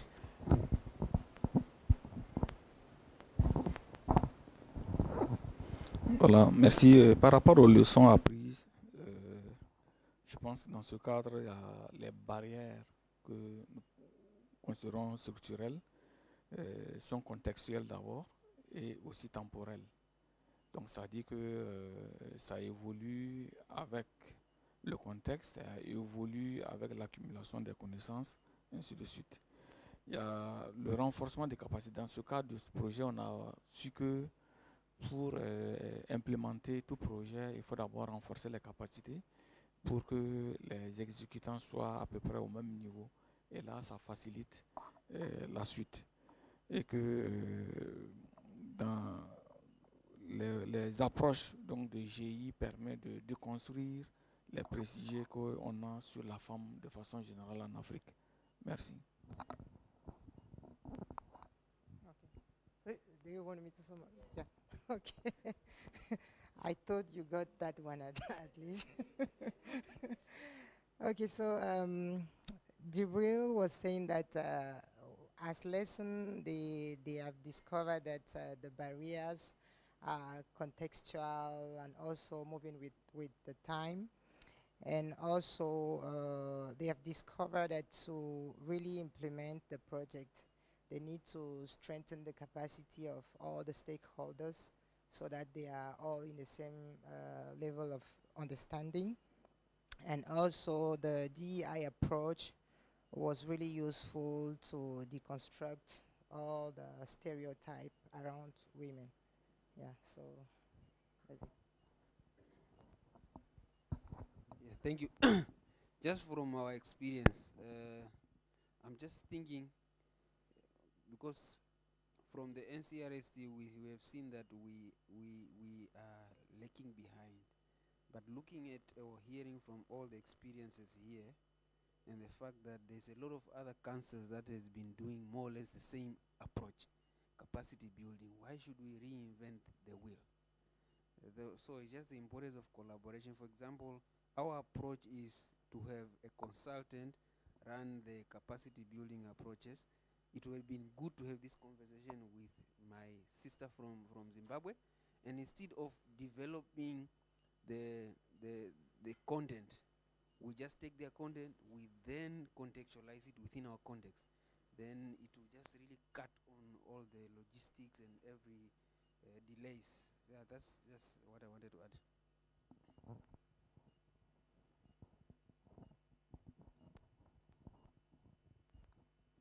Anyone else want to add? So for me, I just want to add to what everyone was saying. Mavis, the importance of addressing this unconscious bias. I think it really speaks to the fact that change takes time, and this work takes time. And I think the importance of trying to create this universal understanding of this work, where we go beyond this cultural norms and really create a universal common goal for it. I'm hearing from you all just the importance of collaboration as well, working across, and making that process simpler in the way that we implement this work. I don't know if anyone else wants to add anything else to the zone. Any of my colleagues want to add to the zone? No? Thank you. We can move on then to the next one.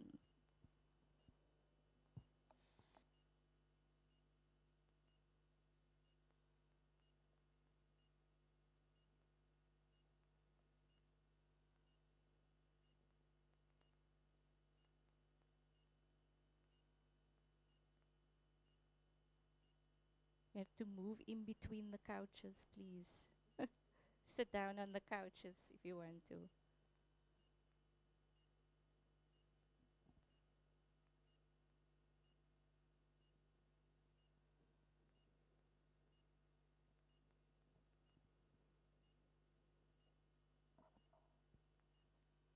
So there's quite a lot on this one, and that gets me excited. We've got shared database of GEII experts amongst councils, right? We know that obviously it's been difficult to pull gender experts while doing this work, so that's a good one. I really want to actually pull this one out that stands out for me. And I mean, everyone else can add if you want to, but this one stands out for me. We should adapt and not adopt what works and what doesn't and what's not necessarily working. Can someone please just unpack that? Because I really like that. Who shared that?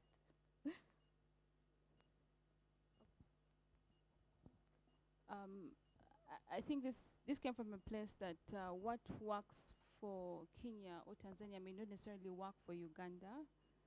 And looking at the fact that we had to do several studies will help us develop the exact recommendations required. And as we try to adapt the training curriculum, we should put that in mind.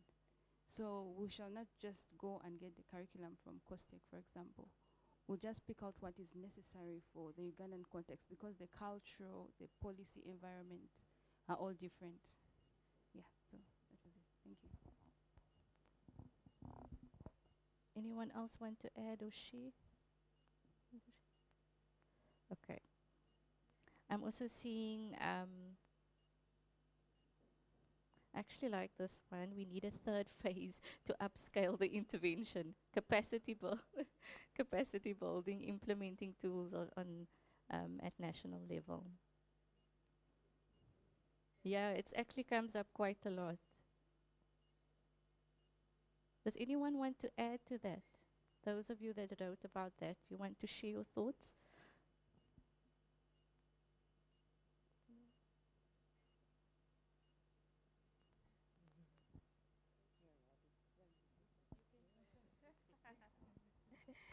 Okay, thank you. Under the upscalement, we have discussed it yesterday during dinner, some of us, and we agreed that there was a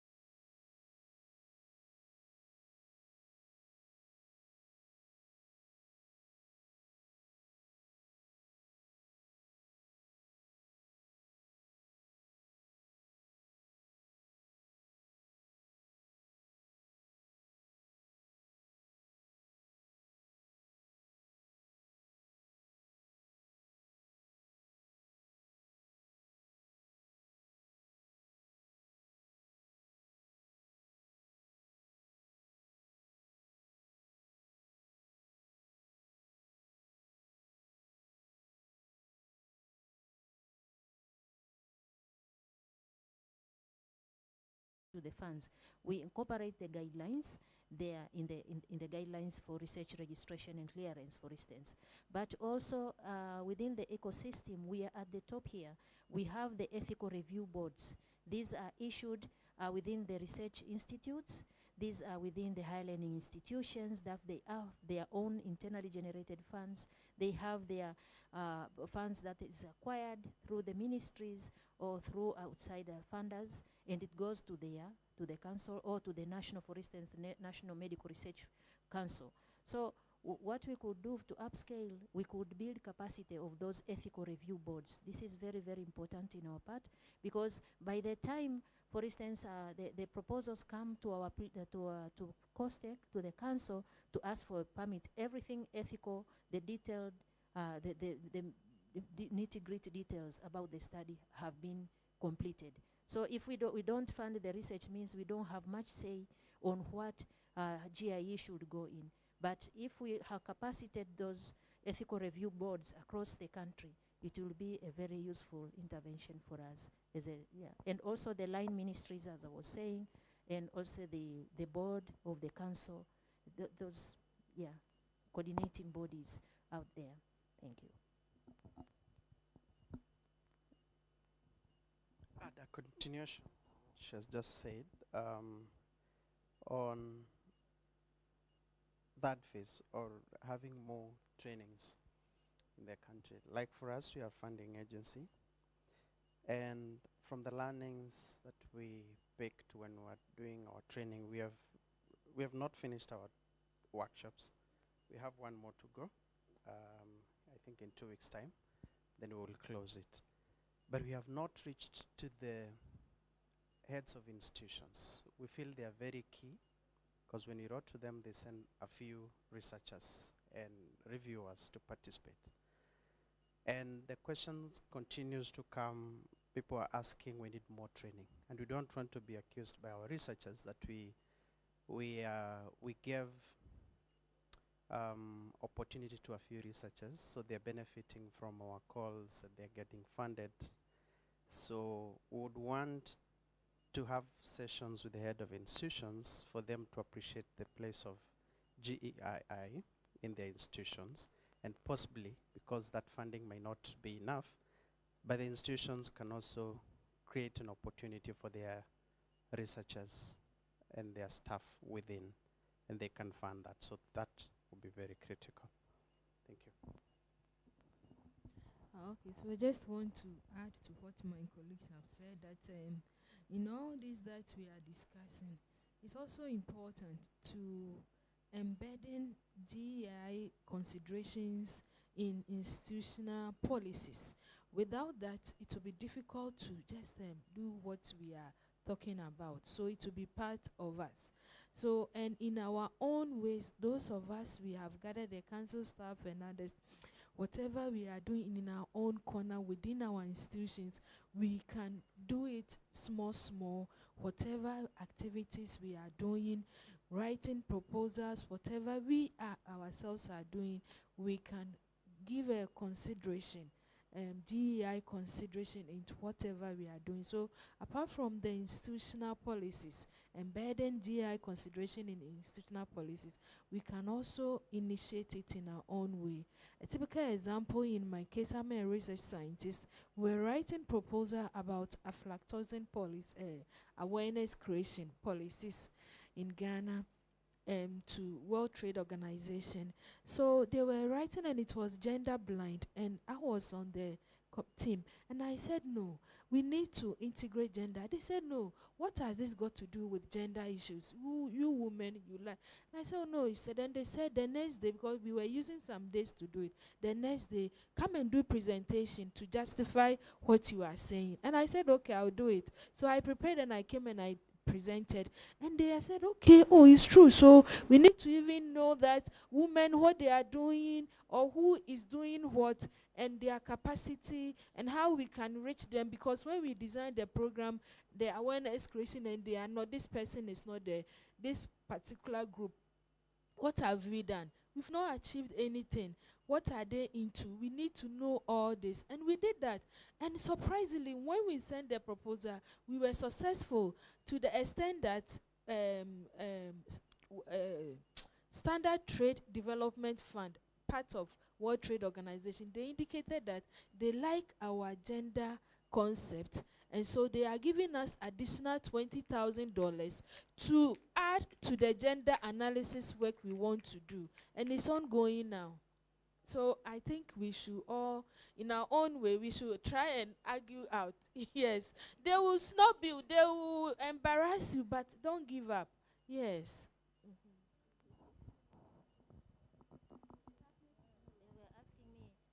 Just to add on that, I don't want to take much time, but I said yesterday there was this climate change proposal that have been recently awarded by the council. And then there was the World Week training in purifying and strengthening the inception report. So I was there, I presented about gender equality, intersectionality, the concepts, how it can apply. And the focus was climate change. So some researchers are like, oh, so what has got climate change to do with gender? For God's sake, I would say, you will see, you will see. And slowly, the team started to say, oh, okay, so we could have even to examine how the power relations, who is doing what is the role of women, how the structures, depending on the depth of the proposal, how can the role of gender be integrated to see the climate change interventions how they operate on the ground. Because in many cases, women are brought like beneficiaries of the climate change interventions, but not active agents who play role in the private sector, in the public sector, in institutions. So I really encourage them to do so. But towards the end of the training, a week-long training session, was like, oh, so I think we need to keep in touch with you. We need to keep in touch. And now I'm starting to get correspondence on, oh, no, we have a proposal we are writing. You will maybe want to look at it. So these things are changing the world. So it only shows how to what extent people are thirsty to get to know this, because even some of them, they say, that's why some of the proposals we really miss them, we don't get, just out of ignorance. That's, I think, it shows how thirsty people are out there. Oui, merci. Par rapport à tout ce qui a été dit, vraiment c'est formidable. Maintenant, c'est de voir, là je m'adresse à Lorenza et son équipe, comment valoriser les résultats de chaque conseil actuellement. Puisque chaque conseil a eu à traiter un sujet particulier. Et il y a des similarités, c'est vrai, entre les pays africains, mais néanmoins, chaque conseil a à apprendre de l'autre. C'est vrai qu'ici, en tant qu'acteur, on a déjà appris, mais c'est mieux que ça soit mieux valorisé que ça. Et là, je voyais comment associer nos décideurs politiques dans cette valorisation. Donc d'abord, il y a la valorisation en termes de publication, mais également en termes d'implication de nos décideurs politiques par rapport à ces résultats. Je ne sais pas ce qui est envisagé à votre niveau. Merci.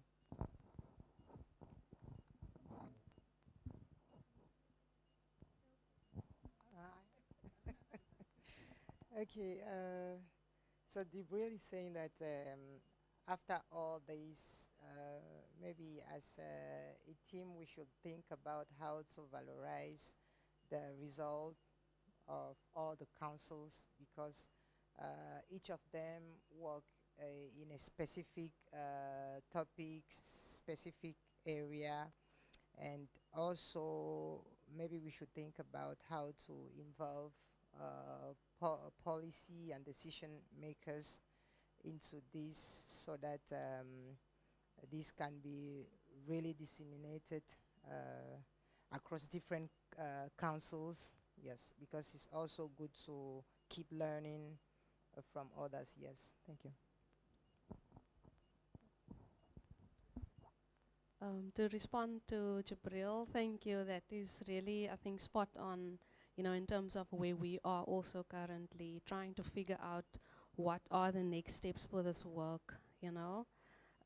Obviously, we're going to need funding for it. We're going to need our funding partners on board. And you raise such an important point. You know, over the last 5 years, we've done all this work. Like since yesterday, I've been sitting in awe, like literally sitting in awe and humbled by how much the council members have been able to achieve. I mean, in your own settings, in your own ways, you've identified what works for your council and in your country contexts, and you've really just ran with the brief and achieved amazing things across policy development, capacity development initiatives, and collecting data, gender disaggregated data. I mean, things we've started to talk about in 2020, and to sit here in 2025, it's simply humbling. So I also feel like it can't stop here. We need to pull together, we need to come up with a plan to say, how can we collectively take the work forward, you know? So in our reporting, to make sure that each council's work is represented well. And I mean, GEI will do their magic on all our reports and, you know, council's reports of what you've done during this phase. And then we need a plan for how to share it amongst the councils, how to share it in the broader SGCI initiatives. Yeah, so we will definitely need to sit and talk and, yeah, have our funders on board to support it. Just to add, before I get to you as well, I want to add to Lorenzo, we also need your support on that. So it's a collaborative effort, you know, your input counts, you know, and we want to work with you, like we've always have, done it in a collaborative way, taking this work forward together. Oswald, I'm going to give it. Thank you. Mine is a quick one. Maybe from an SGCI perspective, because usually even when we work with other, for example, with eggs, IDRC, the issue of gender inclusivity is coming out really nice there. But the intersectionality is not there. So maybe from your perspective, what dimensions should we really, even though it's not to say we're going to adapt them, we are going to adopt. Not actually adapt, not adopt. Yes, maybe if you can, if maybe from your work trying to direct us, these are the intersectionality dimensions that are coming up in terms of writing proposals based on these dimensions because it's getting some traction, something like that. Then we can adapt, yeah. Oswald, your point is actually where I wanted to bring things to so we could wrap up. We need to wrap up because we are eating into tea and I think maybe a few minutes of tea is needed for a break. But maybe just to wrap up and say that that is an important point. I am seeing it as well where we're saying that intersectionality training is still needed. And I do want to maybe just raise this point, colleagues, that when we started this work, there was nothing. Just remember that. We started this work from nothing. So let's also be kind to ourselves and remember that our knowledge of this work is still evolving, right? And it's evolving in our context. And what's relevant to your context, if it changes, we need to have the flexibility and the willingness to adapt to that and adapt that in our work, adapt it in our policies, but adapt it in the way we are doing our capacity trainings. Make sure that that knowledge is there. And so it's not really necessarily as well about which categories do we focus on, you know, as a whole, but what is relevant to you and your context, right? And that knowledge will grow. And obviously, us as the HSRC, we want to support you. We want to be able to carry that forward. And with the work that we've been doing now and the time that we have left on our projects until the end of July, we will do that because we know that everyone's in different stages and that at this point, and that's okay, right? We're all at different stages, but we're also learning from each other. We are still learning with each other. We don't need complete results for that. I just want to. Thank you. I just want to add to that intersectionality point because it's such an important one. And it goes back to what we were saying about words meaning things and being intentional about the words.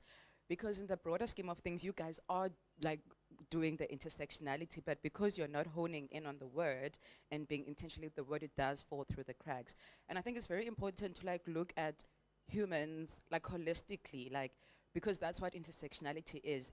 If I'm a woman, I'm still a black woman who comes from a rural area, who's disabled, who's queer, all at once. At no stage in my life can I show up as just a black woman or just as a disabled woman or just as a queer woman. Like all of those exist at the same time. So if we're looking at humans holistically, we achieve that.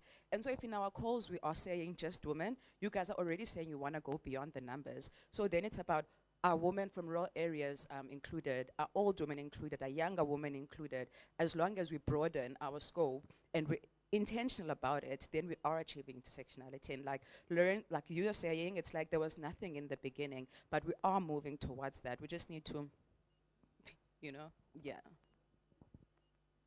Yes, thank you. So again, the lesson of being intentional about this work, and just remembering that obviously intersectionality as a concept, there's no one size fits all, right?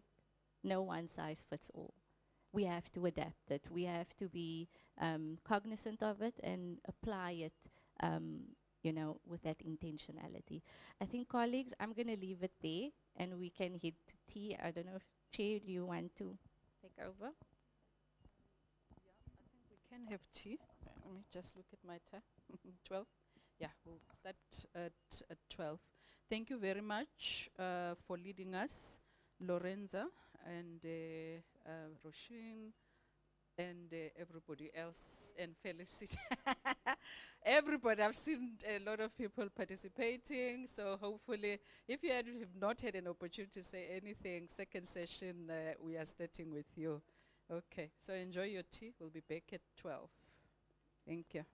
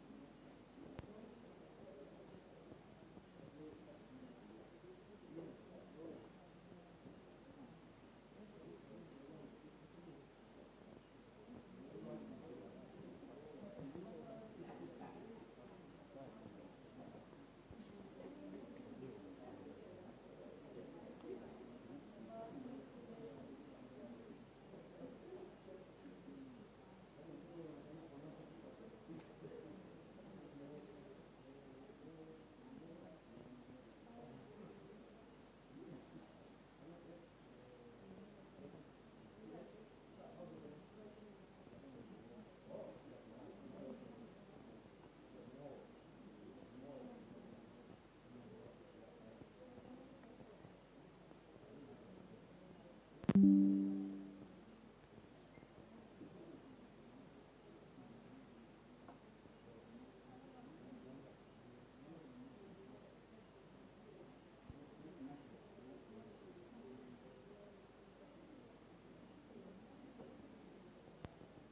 just a pawn. The world is on the brink of war. It's my job to fix it.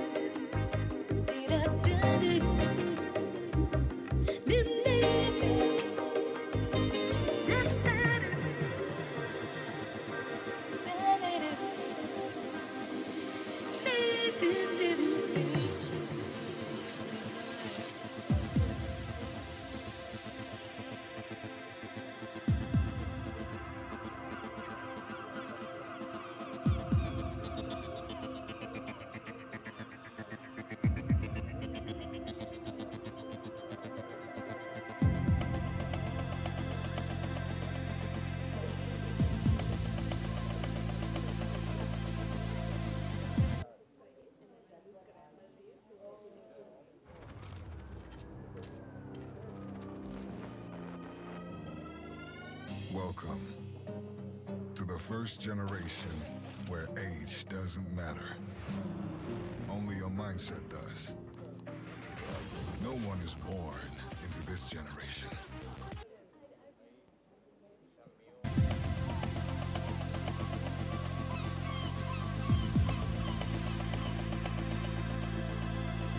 I'm going nowhere faster than the light. I'm dying to feel it, dying to feel alive. Somewhere I long to be. Someday I gonna be free. I wanna be free. Be what I wanna be. I wanna believe. Can be what I wanna be. I wanna be free. Be what I wanna be. I wanna believe. Can be what I wanna be.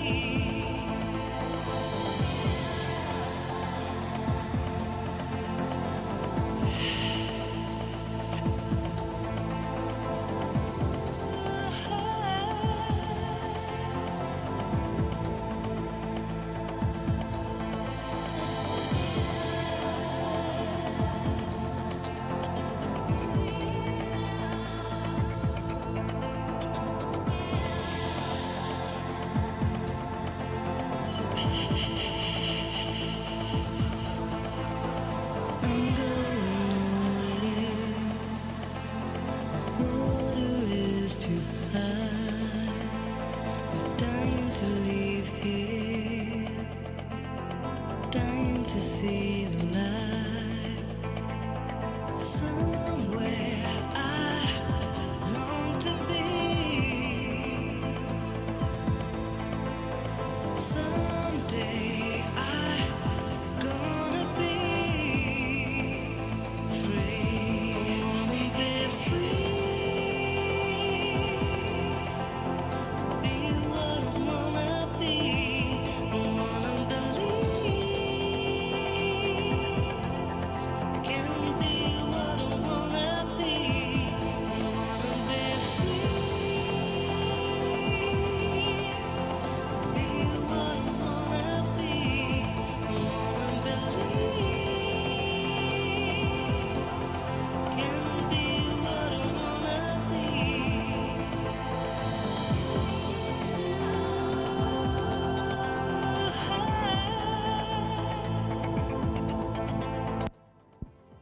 Colleagues, we are ready to start the next session.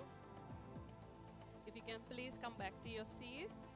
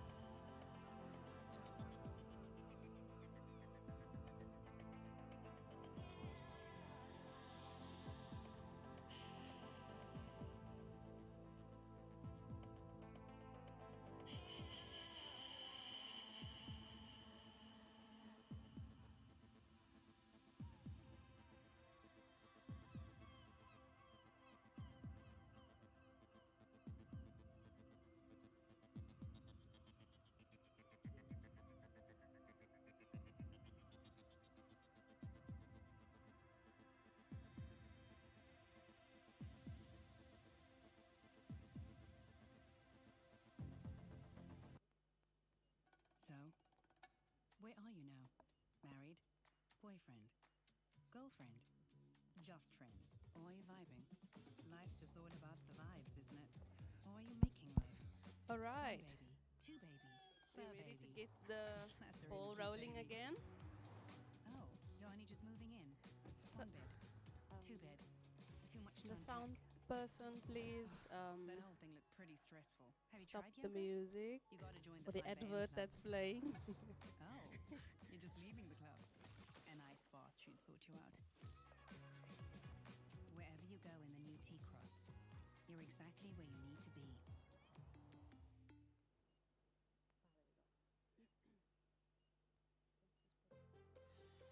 Centrum's immune support with a blend of elderberries, vitamin C, D.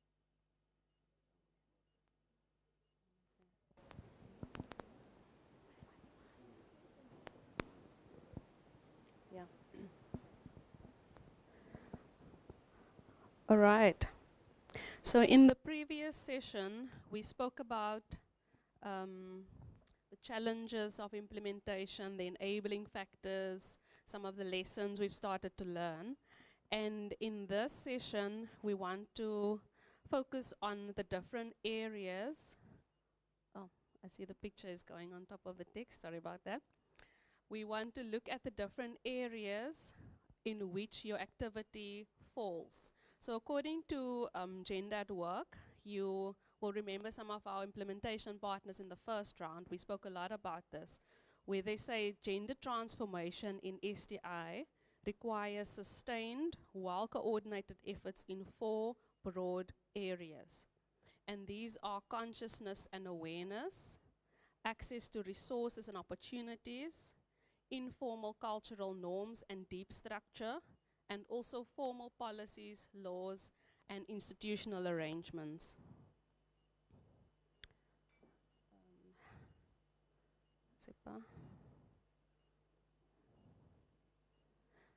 So this is the Wilber's framework.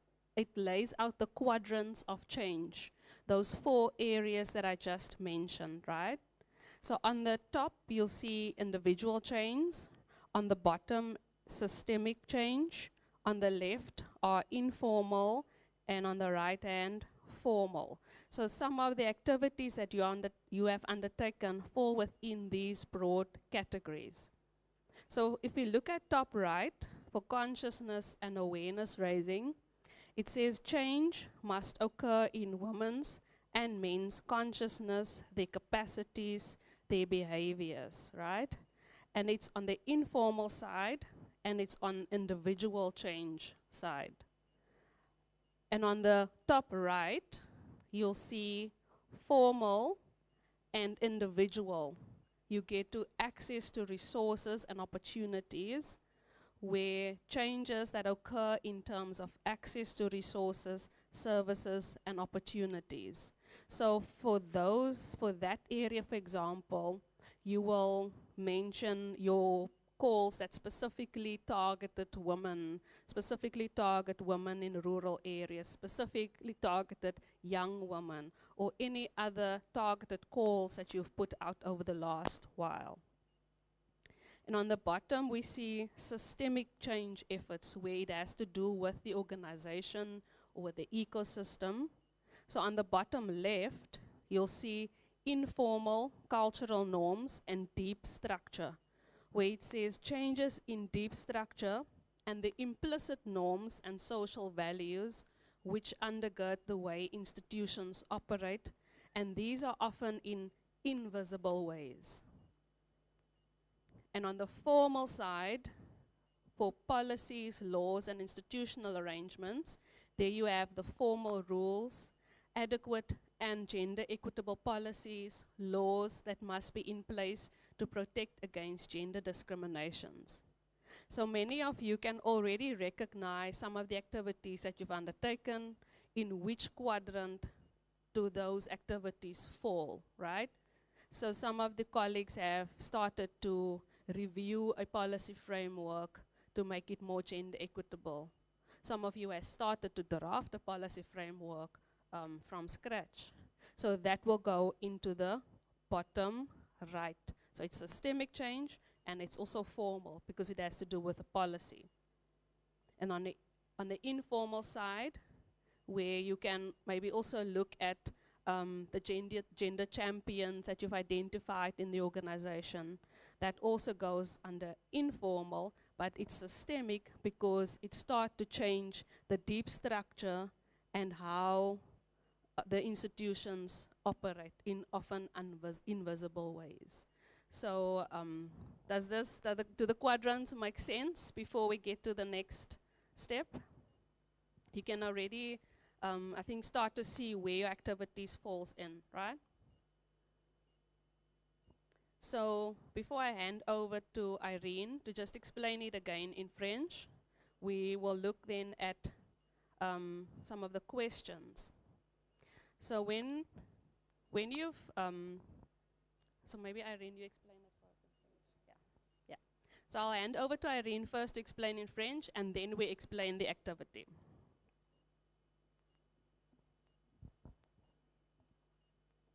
Okay, thank you so much, Lorenza. En fait, pour nos collègues francophones, on aurait voulu vraiment expliquer en français. Donc, Daouda, est-ce que tu peux enlever les écouteurs pour mieux écouter? On a voulu vraiment contextualiser pour que chacun de nous puisse comprendre exactement de quoi il s'agit. Donc, en fait, on s'est basé sur le cadran du changement qui a été développé par Gender at Work. Et on a donc ici le cadre d'analyse développé par Gender at Work, donc Can Will Be Quadrant. Voilà. Donc, pour revenir un peu en arrière, comme nous l'avons vu à la première phase, pour ceux qui étaient là, ils vont se rappeler. Donc, la transformation genre dans la STI nécessite la durabilité, une bonne coordination des efforts dans 4 domaines principaux. Voilà. Dans ces 4 domaines, c'est la prise de conscience et la sensibilisation sur les concepts, sur les notions de genre. On a également l'accès aux ressources, aux opportunités. Ici, c'est l'accès aux services de qualité à égalité pour les hommes, pour les femmes et pour les autres catégories sociales. On a également les normes culturelles informelles et l'ancrage structurel qui peut être un frein dans la transformation genre. Et finalement, la 4e catégorie, c'est les politiques formelles, les lois, les accords institutionnels qui peuvent contribuer donc à favoriser la transformation genre.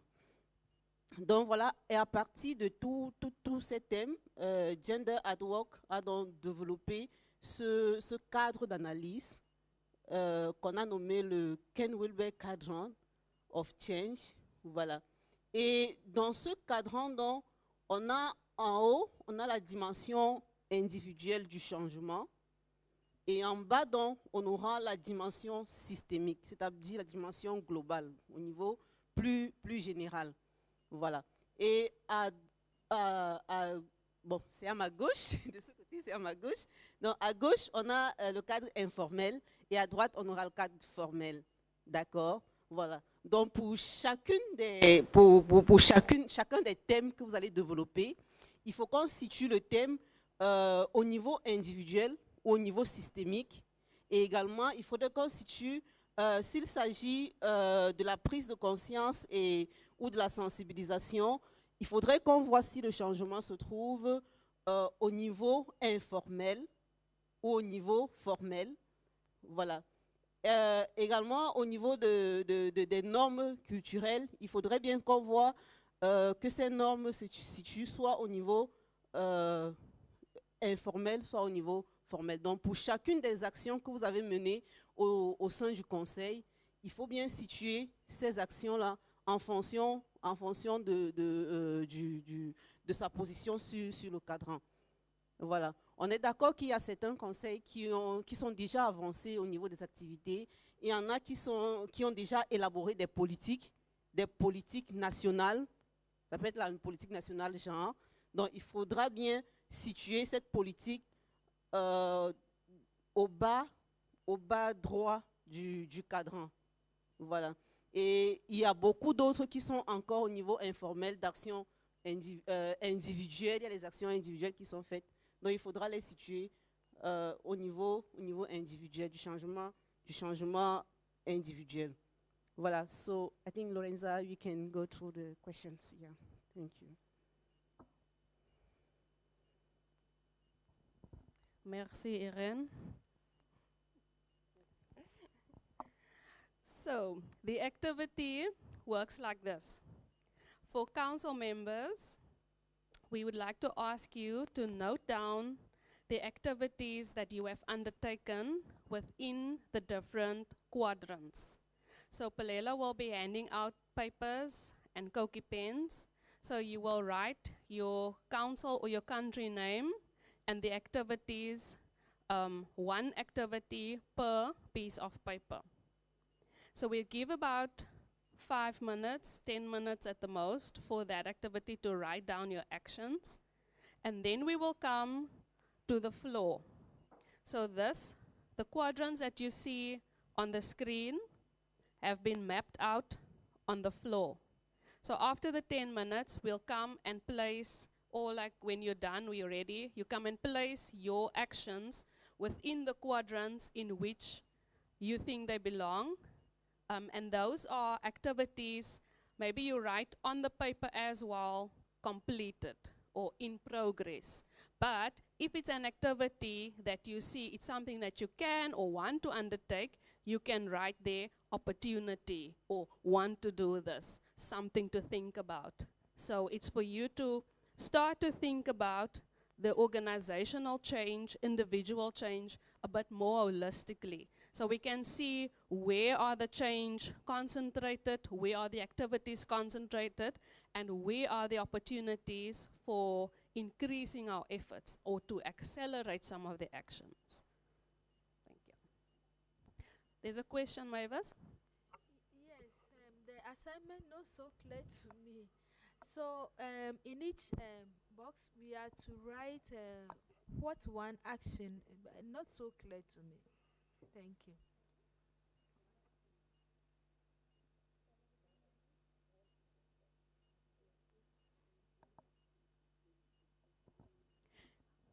Yes. So one action per piece of paper, but you can have 5 actions in one quadrant. You see? But for the papers, we want to see how many there are in which quadrants. So if you've done 5 actions related to formal policies and laws, you can write them in 5 separate papers, but you still place them within the one block on the floor. Does that make sense? Or you've undertaken, let's say formal individual change.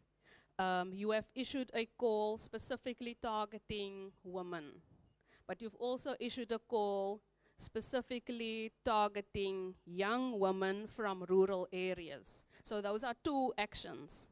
You write them on 2 pieces of paper, but they go into the same top right-hand block. You see, so visually on the floor, we will start to see where are actions being taken, but also where are the opportunities. So maybe no one is touching on informal cultural norms and deep structure.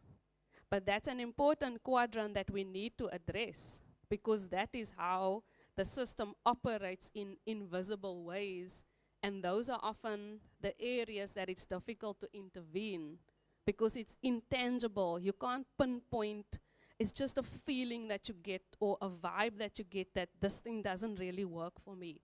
But you can't change it via policy, because the policy already gives you maternity leave, for example. The policy is in place, but there are expectations that you still need to fulfill while you're away, or, you know, however, it's how the system operates. So then you can also note opportunities for actions within specific quadrants. Is that clear? There's a question from Rumbe. Maybe just to get clarity. So you're saying the actions that we're going to put on this quadrant are the activities that we're doing for this project. All right. So I think yes, if it is something that relates to GEI and intersectionality, but you didn't do it in this last year. You did it 3 years ago, but still part of the SGCI somehow, or part of your council's activities, you can still write it down. All right, that's clear.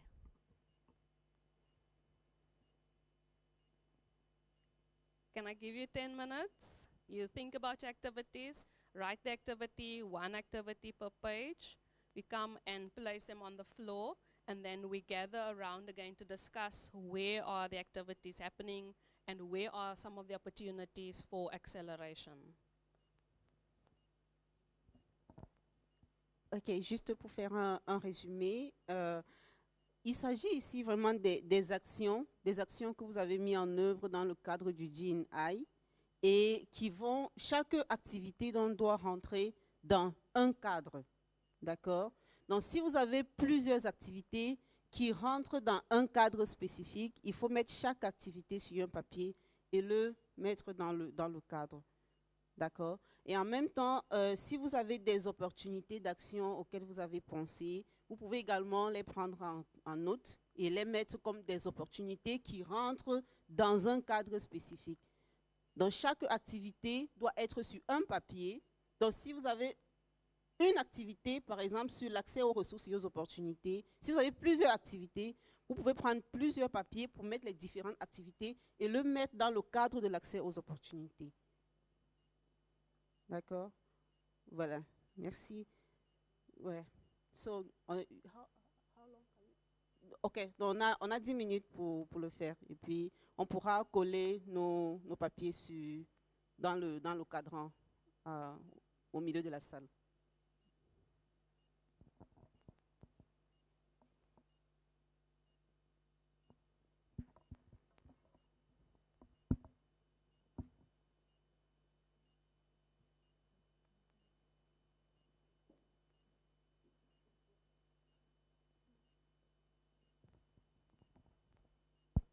Can the DJ maybe play us some background music to spark some thinking and ideas?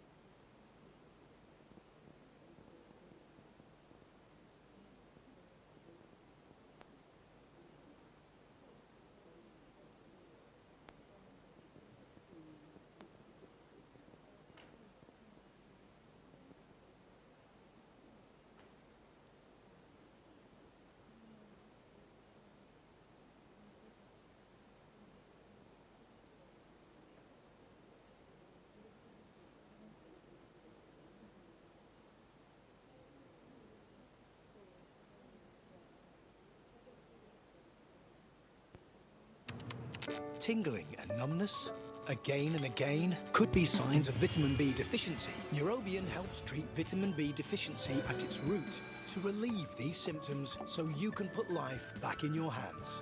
Neurobian.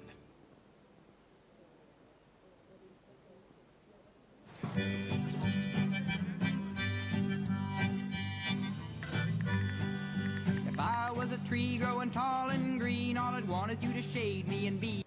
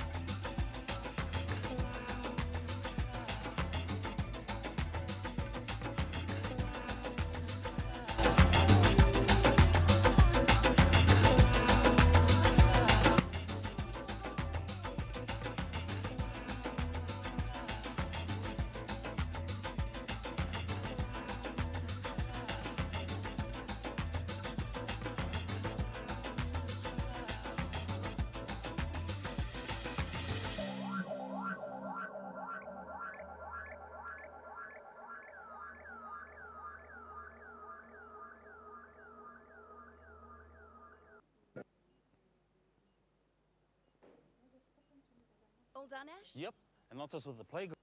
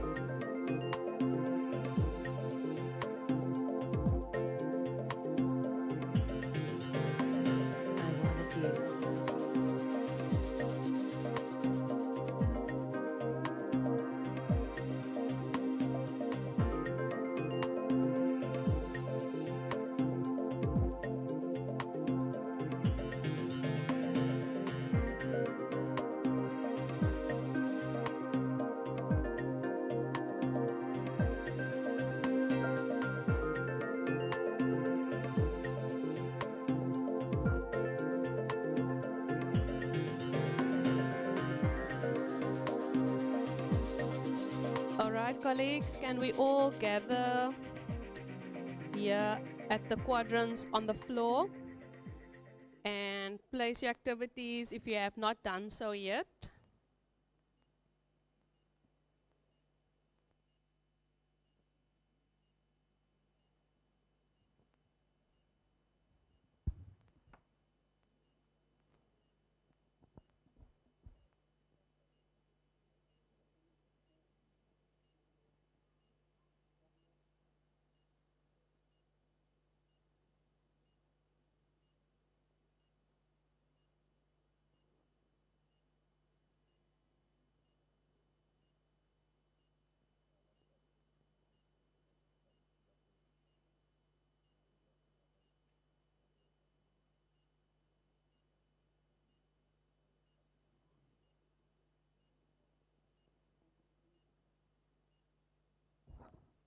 I'm sure you guys don't want us to cook more porridge.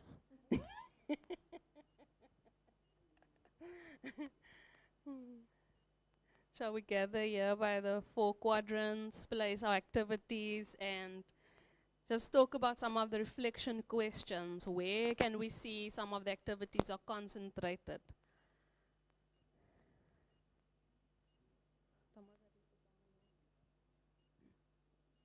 Not yet. Malawi, okay.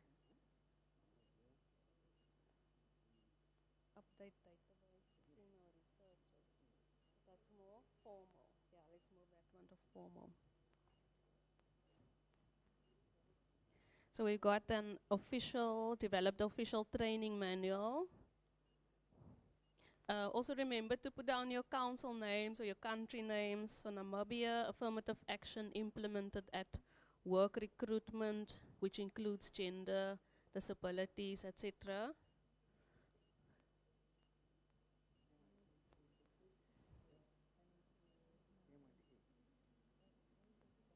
Access to M&E.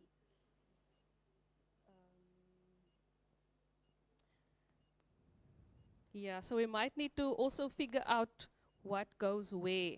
So when you look at monitoring and evaluation, will that be formal, systematic change, and to do with formal? Yes, let's place M&E onto formal and systematic. We got Zambia's framework for GEI and intersectionality in research funding, which is in progress. Also on the formal and systemic side.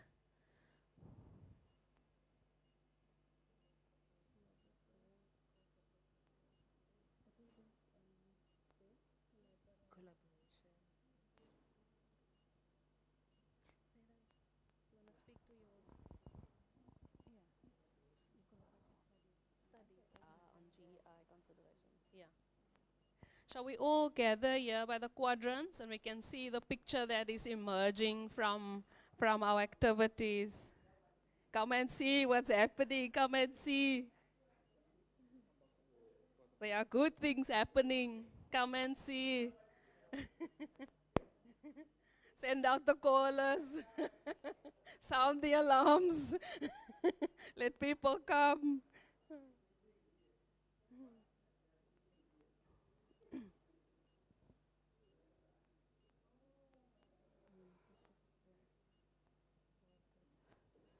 Got mentorship programs, wonderful. Call for proposals, men and female, that's an opportunities. Formal and systemic, what's the action that you're looking for? Gender framework, yeah, formal.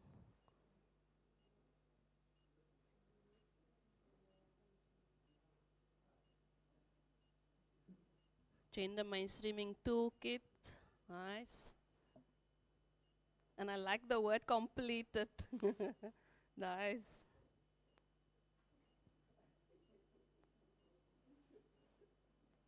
Capacity building, nice.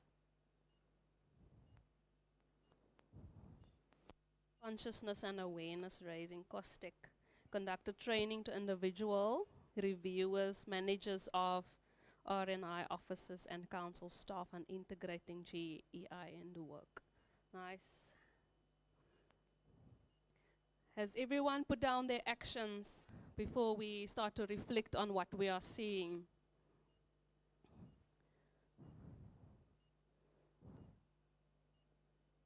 From where I'm standing, informal cultural norms and deep structure, no one wants to touch it. What is happening? What is happening? Is that the sticky point? Is that the difficult work?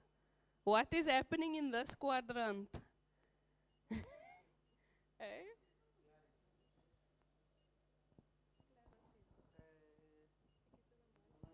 Just a minute. I'm building up my thoughts. So, informal cultural norms and deep structures. I don't know how to put it, but during our capacity building sessions with our researchers, for example, this part of informal cultural norms and deep structures was coming up. Our researchers were appreciating that it's important to acknowledge that there are cultural issues that affect their research work, even at application stage and even at data collection stage. there are cultural norms that they need to appreciate during their research work. And so, because I remember one of the discussions in one of the workshops, female researchers were actually challenging male researchers on when they're doing data collection. For example, they're interviewing some of their informants. They need to be cognizant of the roles that ladies play at home levels. For example, if you want to schedule an interview session with a lady in the evening, chances are very high that you will not get that lady taking part in the interview because their minds are thinking about evening preparation, the supper, and all those things. If you're taking it in the morning hours, chances are that they will not be available. Why? Because they are doing preparations for children, going to and so forth. And so men were saying, we also take part in house chores and all that, but they said, what percentage? Minimal percentage. So some of these issues were coming up. And then we're also saying in our country, Kenya, there are some, for example, ladies are not expected, like I was in the field before I came to this last week and this week on Sunday, and we were interviewing some of the beneficiaries from our research funded projects. And 2 ladies did not participate. They said, you can only take my voice, but you can't take my picture on a camera. Why? Because a Muslim lady, I'm not allowed to speak, because when I go back, my man will see me on videos and so forth, and it will be chaos in the house. So some of these things were coming out very clearly during our training, so I don't know where to put and how to put it. Oh. Yes, yes, I just want to add and maybe like challenge everyone through you, facilitator. Okay, yeah, because like you're saying, these are like more informal and these are like happening in our everyday lives. So does this require a deeper reflection from the individuals within the councils in way in which they challenge the people in their lives, the conversation they're having around GEI, around their friends, and how do we capture that? Because that is not measured. It's for here because we're able to to rate that, we're able to measure it. So it's just maybe a challenge for deeper reflection for this quadrant. I just want to add to my colleague experience within my country. In some cultures, when you're collecting data, we are collecting data on the pigeon peas as a plant, but in that cultural area, when women are pregnant, they don't eat pigeon pea. when women are pregnant, they don't take the pigeon peas because it's cultural. Because maybe they can pigeon pea, you know, or the pea. It's a legume. It's one of the legumes. It's like a beans. Exactly like a bean. So they don't take. So we are doing the biotechnology research. So we could not get the data from women because some were pregnant. So it's, those are cultural things. So the principal investigator did not know about that. So he went to the village to collect data, but you could not get data from women in terms of, because women are people who cook the legumes. So we want to differentiate between the local legume and this one, the biotechnology legume. They could not get the data from, I mean the beneficiaries to differentiate between 2 varieties.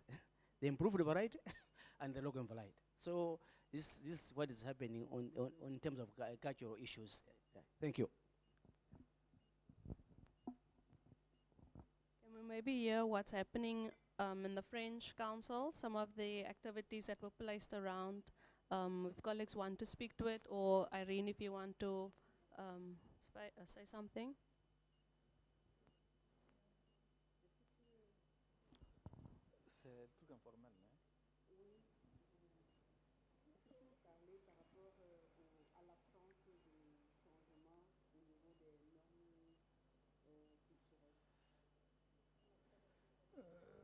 Oui, bon, je crois que c'est, comme le collègue vient de dire, dans chaque région, il y a ses lois culturelles.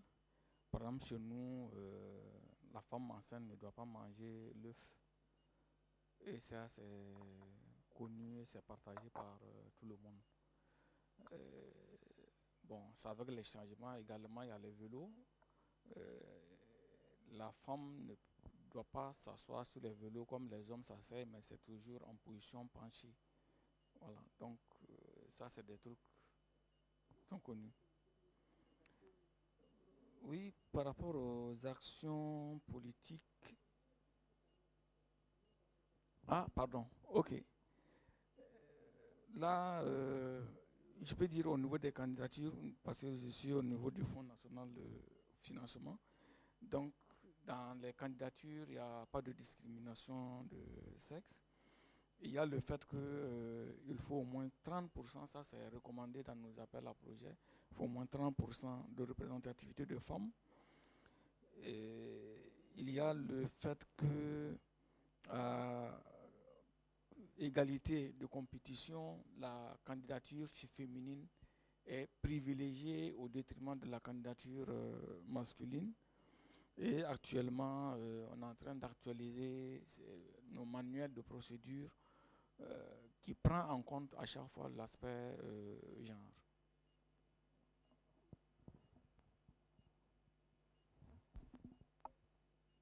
Okay, just to summarize what Jibris was saying. So he said that they have any discrimination in terms of when they are call of proposal. There is any discrimination between women and men, and they also institute a kind of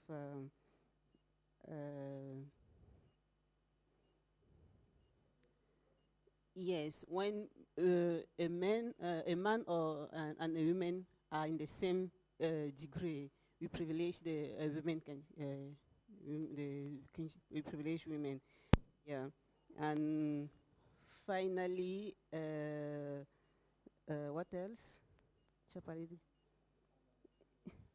Yes, they also institute 30% women in research team. Yes, that's someone they are applying in the council. Yeah. So what we are seeing is there's a clear gap around tackling informal cultural norms and deep structure.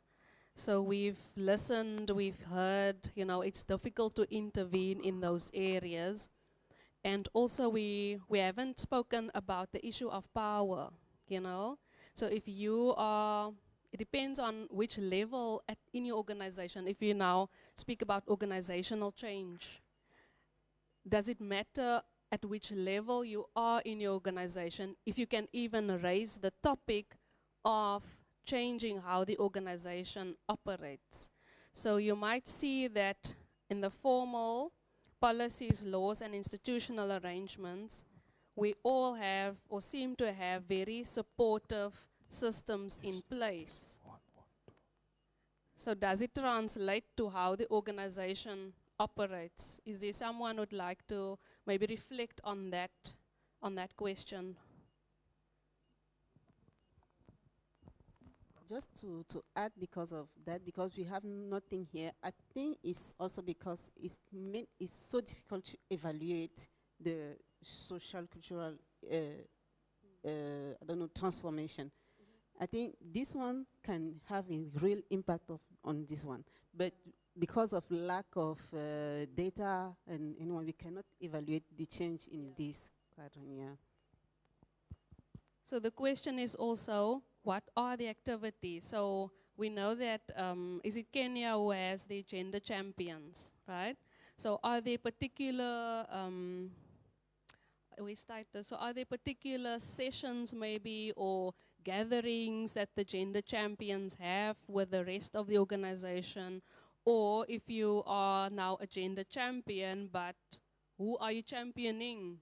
What are you doing to then also stimulate those conversations within the the council or within your organization specifically? And is it something that, like, is it, I want to ask again, is it difficult? Because we know it's difficult, but how have you started to approach those conversations? I know in Sama, isn't Sama around there? There you are.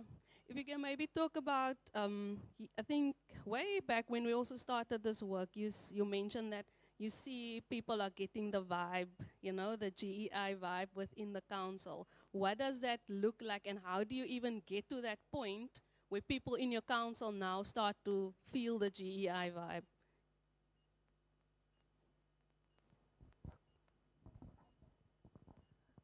Yeah, so that is the desire, right?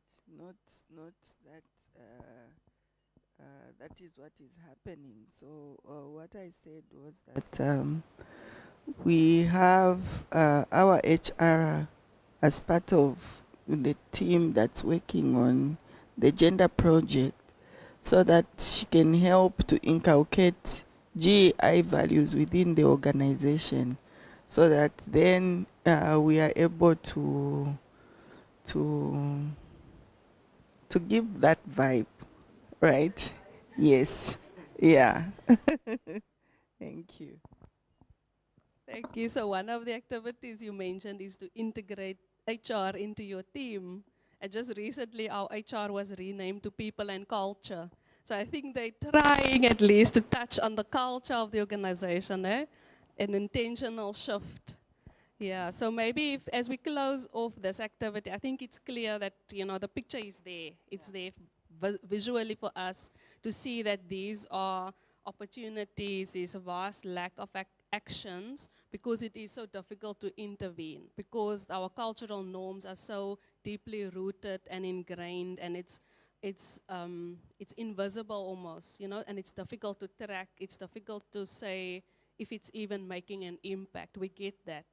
So we're gonna leave. Yes, after discussions here, I just moved our intervention on the training between the individual consciousness and the cultural change. It's because the content of the training was encouraging the reviewers, COSTEX staff, the managers to change their thinking and to evaluate the proposal with a new light. So when we were training them, we were touching different aspects of cultural, of cultural, socio-cultural attitudes that they need to re-examine themselves, because the reviewers also have forms that they will be using to evaluate. So it is between the cultural and individual thing. But in the training manual, as we said previously, that we had a comprehensive training manual which is based on the framework and has cross-cutting interventions or training from the higher national level all the way down to from decision-making bodies, all the way to the community awareness, to training of media. It has broad aspects of training. So we manage, if for instance, under this project, if we managed to change, for instance, the media, the social, the organizations, the NGOs, which is part of the entire package, but we only touched a very small part.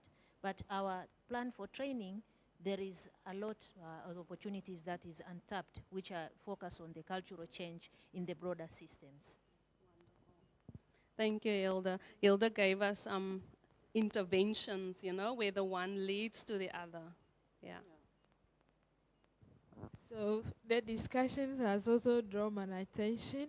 What Hilda was saying, in our training to our second tool model, we touched on unconscious biases. And most of the unconscious biases were cultural norms that we unaware, we do it.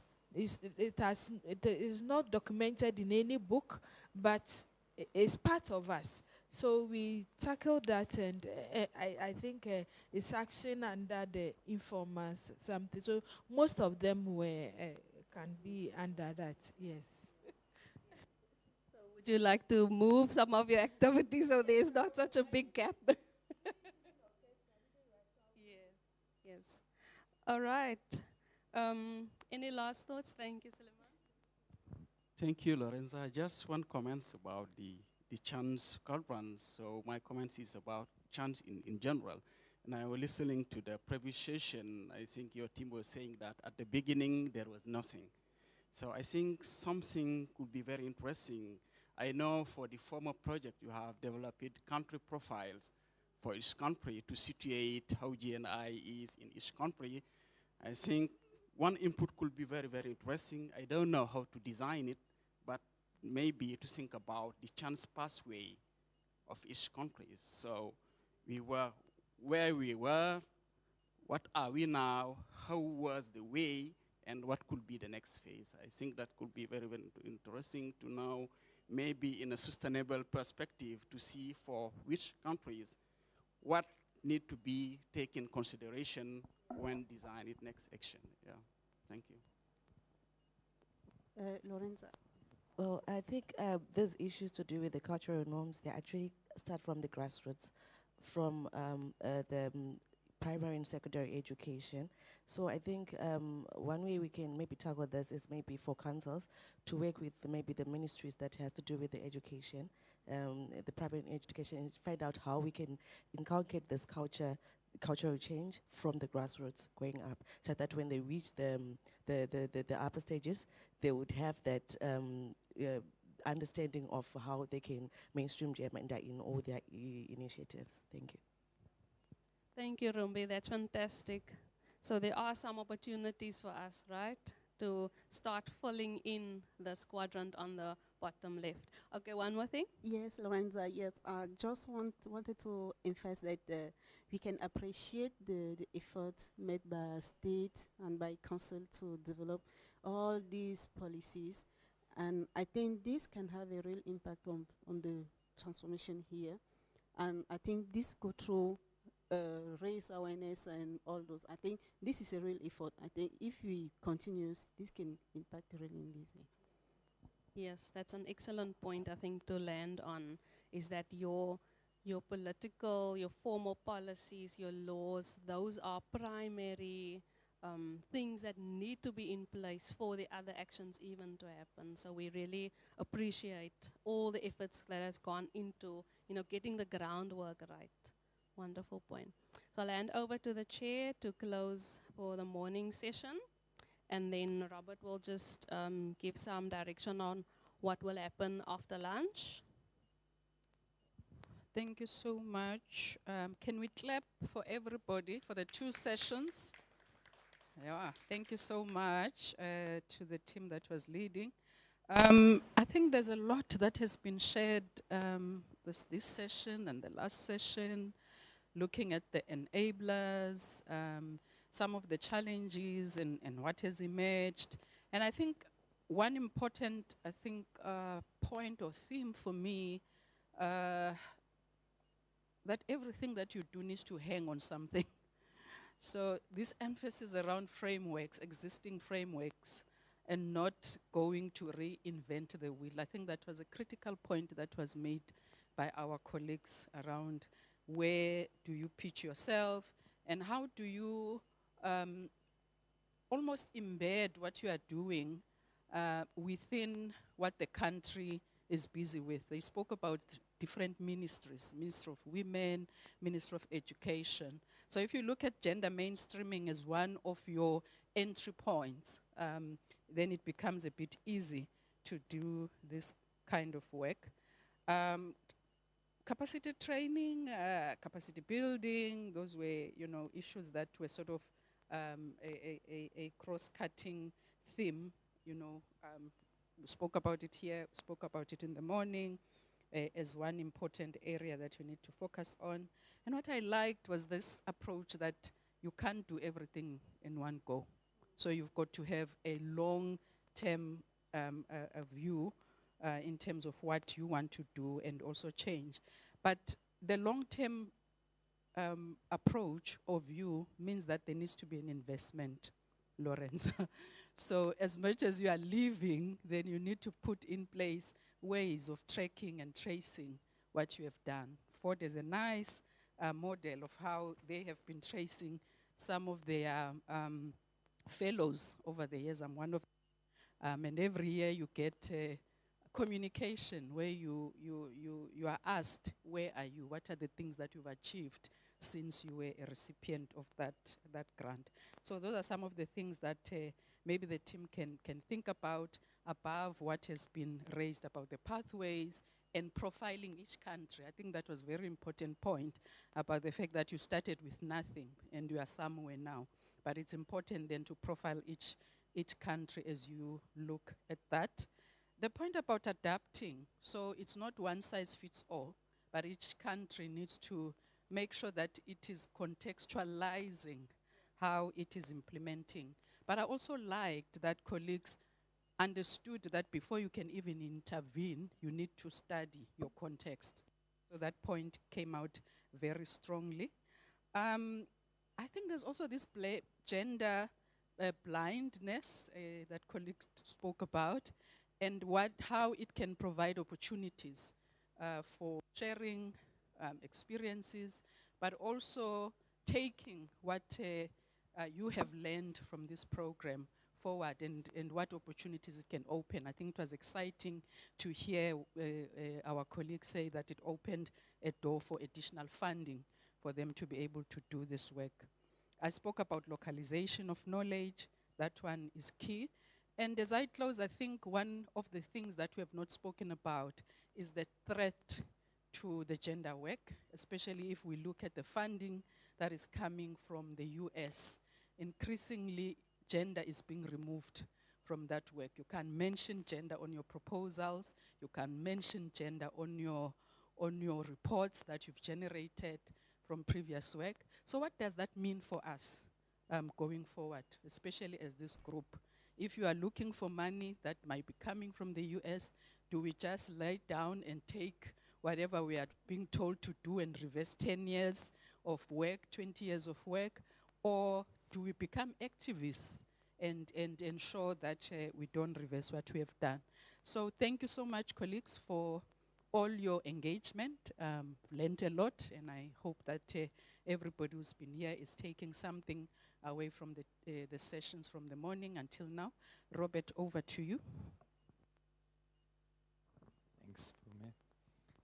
Thanks, everyone. And wow, what a lot of reflection and powerful kind of bringing together and sharing of thoughts. So we're going to be gathering some of your reflections and even your emotional responses to this process, because somehow this can all easily be reduced to some words in a report in black and white. But in fact, it's an emotional process. It's a personal process. It's a journey of transformation, a journey of change.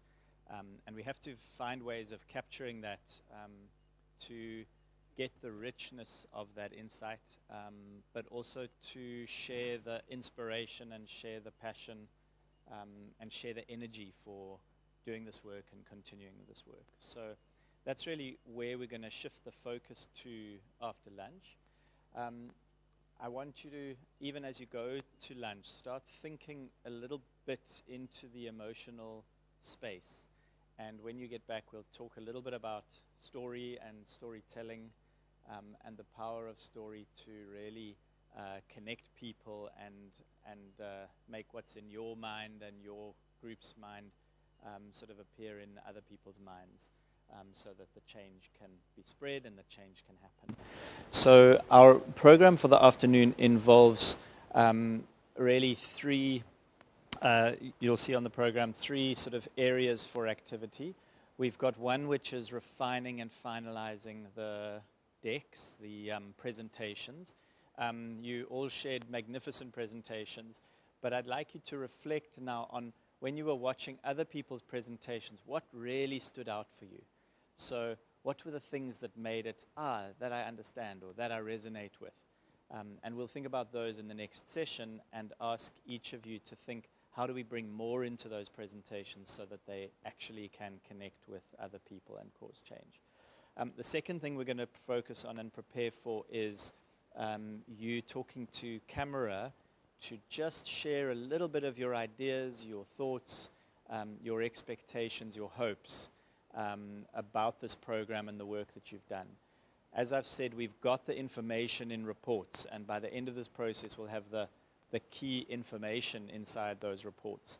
What we really want to do now is to share your passion and your encouragement to a broader community to continue this work. So we're going to get you to reflect on a few things, some of the challenges and how you overcame them, some of the ways in which you continued this work in your own spaces, and what you think you can guide other people to keep them focused and committed to this journey that they might be on. Okay. The third one is just any meetings that need to take place. So we're moving really into a less formal part of the program. We'll give you some direction at 2 o'clock, and then we're going to ask you to book slots in a register so that we can make sure that everyone gets enough time with the camera crew. And we're going to gather all of those perspectives and insights, and then for the other time, you will be working here just on those presentations and thinking of how to bring in a bit more of the soft, let's call it the connection, the learnings, of course. And of course, there has been a lot of, I imagine in you, each of you personally, there have been a lot of learnings in this space, with this exercise, with the previous exercise. This is the magic of a participatory action process. You learn by doing, you learn by talking, you learn by facing challenges and overcoming them, and we learn by seeing how other people have done the same. So we want you to bring all of those into those PowerPoints. We want you to bring imagery and perhaps little infographics, if that will help people to engage with that content. And then we'll work with you into that. I think there might also be opportunity if councils want to meet one another, to talk further, to discuss. That can also happen this afternoon. Okay, so as we head away for lunch, really just a call to think a little bit now about how do we share information powerfully? How do we connect this to other people? How do we make sure that we've got products that really can act as a powerful mouthpiece for the learnings that you've created here? All right, thank you. We're ready to eat. Back at 2.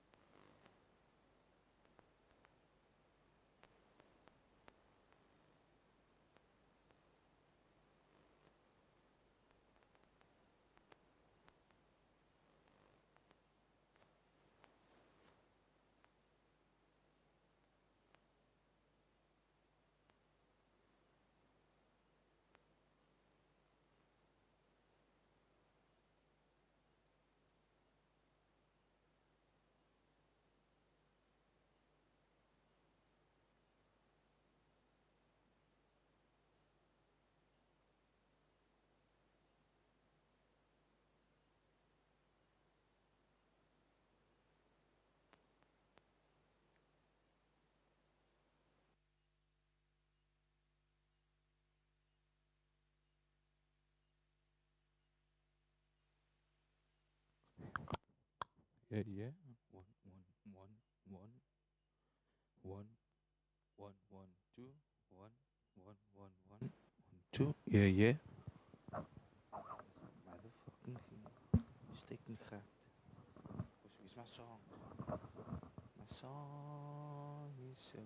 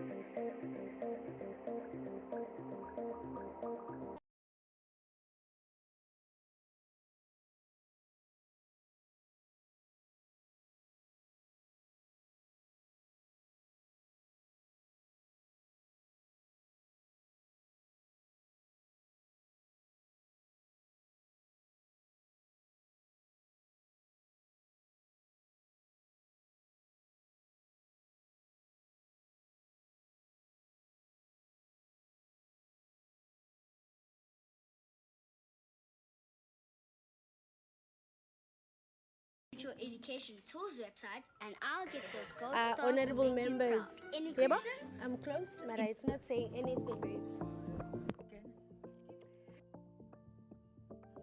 Honorable members, lunch is at 25. Colleagues, lunch is on floor 25.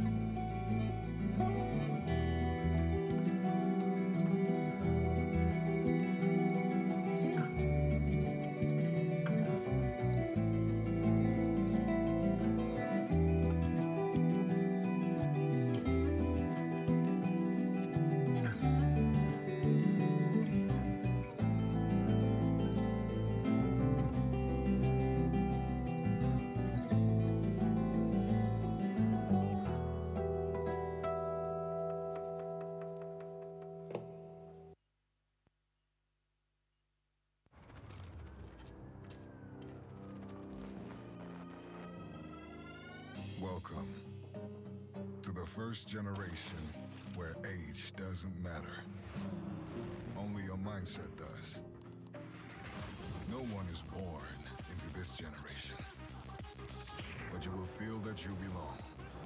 This generation pushes for excellence, shows conviction, feels obsession, has performance in their DNA, is testing limits and going beyond them. You can be a tech freak or have a crazy technique, own the racetrack or the streets. Wear a tracksuit or a race suit. Here, no one gives up, but stands united. No, sits united. Behind the wheel of their greatest pride and joy.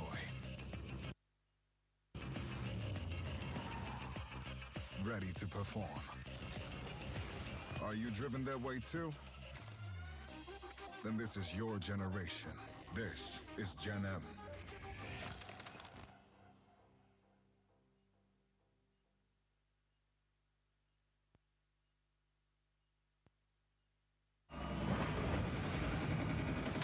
Nobody's born a legend. It takes grit. Drive.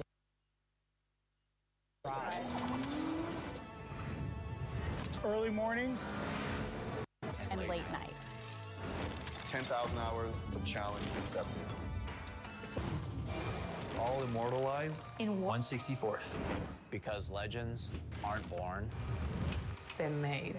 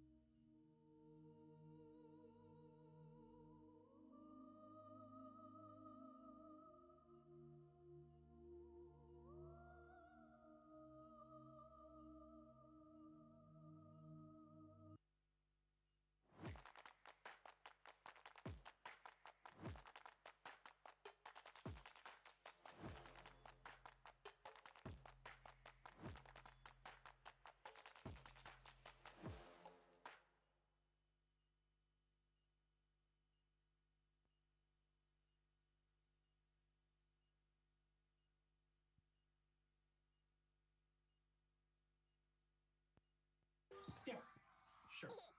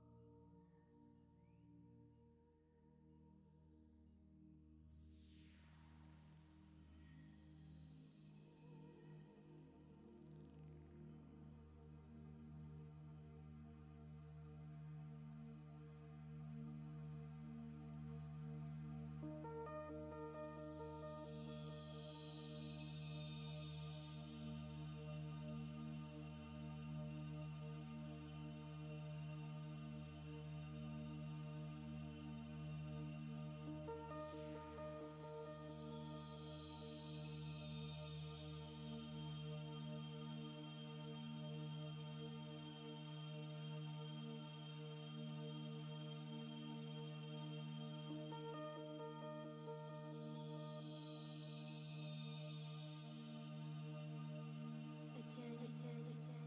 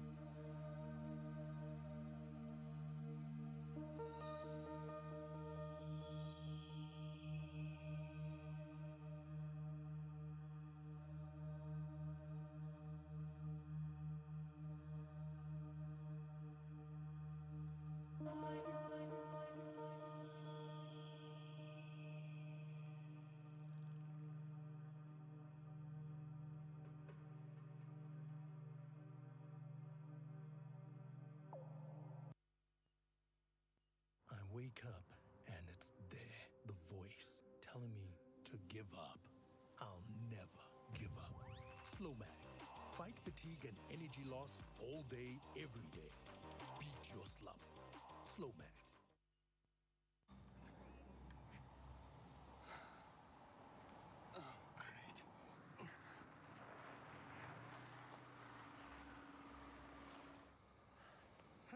You good, bro? Yeah. You know, just hanging in there.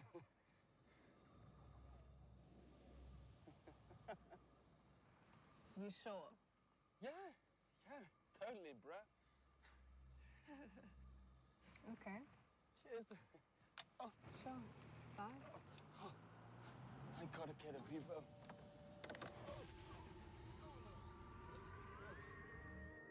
With the highest safety rating in its class and 24-hour roadside assistance, you gotta get a Vivo.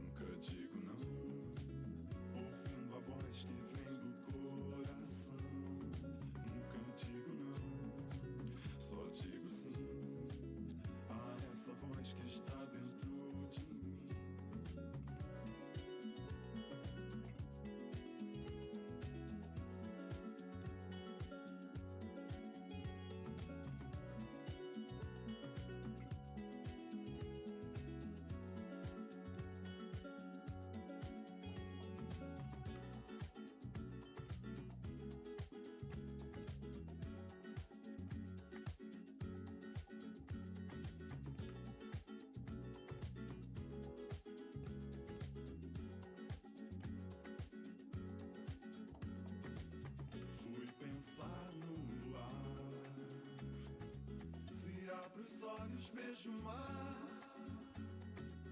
que está dentro de nós. Vai, fecha os olhos, solta a voz.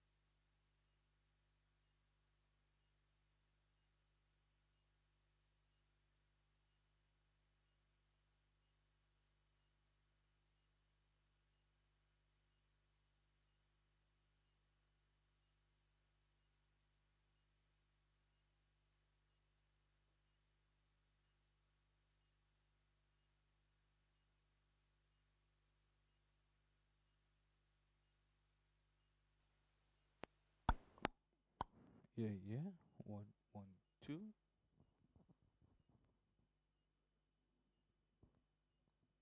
Mr. Cameraman. Where is Mr. Cameraman? Mr. Camera guy. Where is Mr. Camera guy?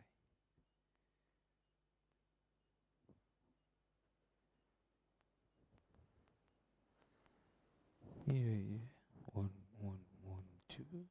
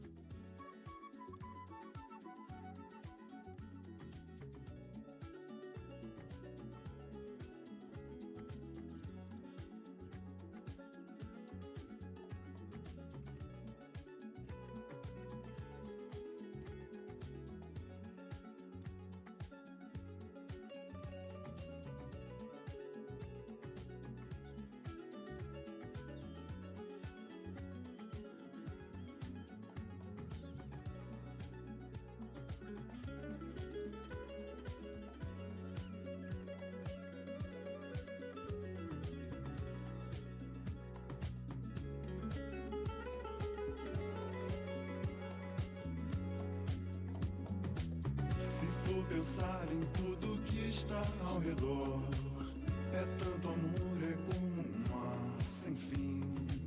Se fecho os olhos, só consigo ver o sol brilhando nessa noite escura em mim.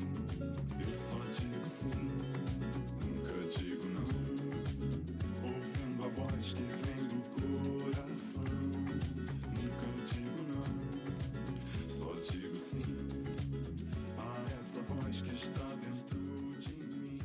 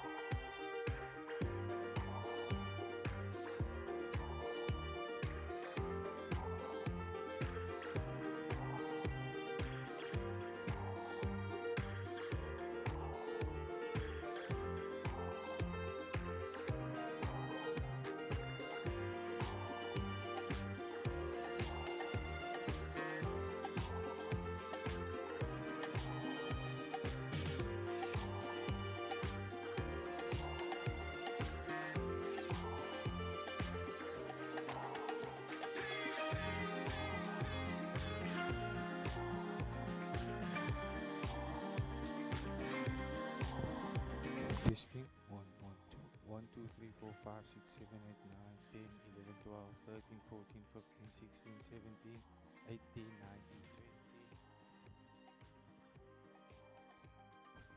20. Testing 1, 2, 3, 4, 5. 1, 2, 3, 4, 5, 6, 7, 8, 9, 10. 1, 2, 1, 2, 1, 2.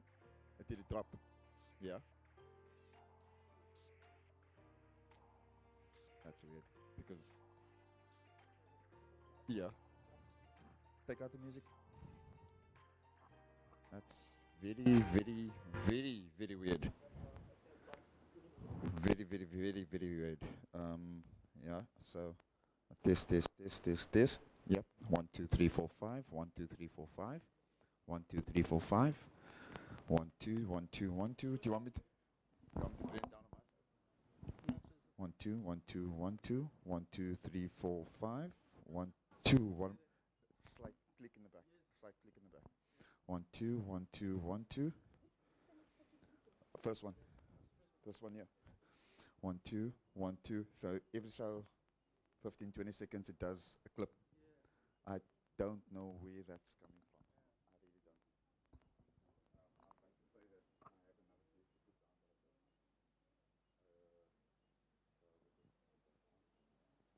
I've 1, 2, 1, 2, 1, 2, 1, 2, 3, 4, 5, 6, 7, 8, 9, 10, 11, 12, 13, 14, 15, 16, 17, 18, 19, 20, 21, 22, 23, 24, 25, 26.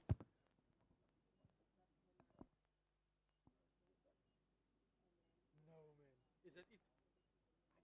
And now it's right.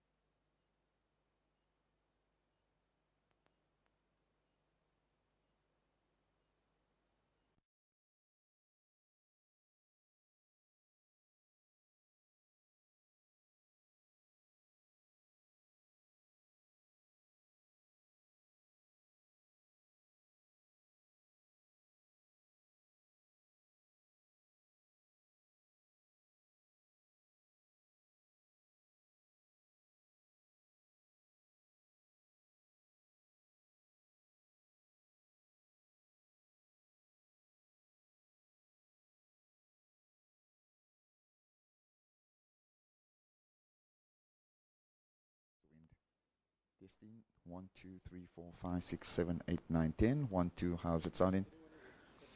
That's black magic for you.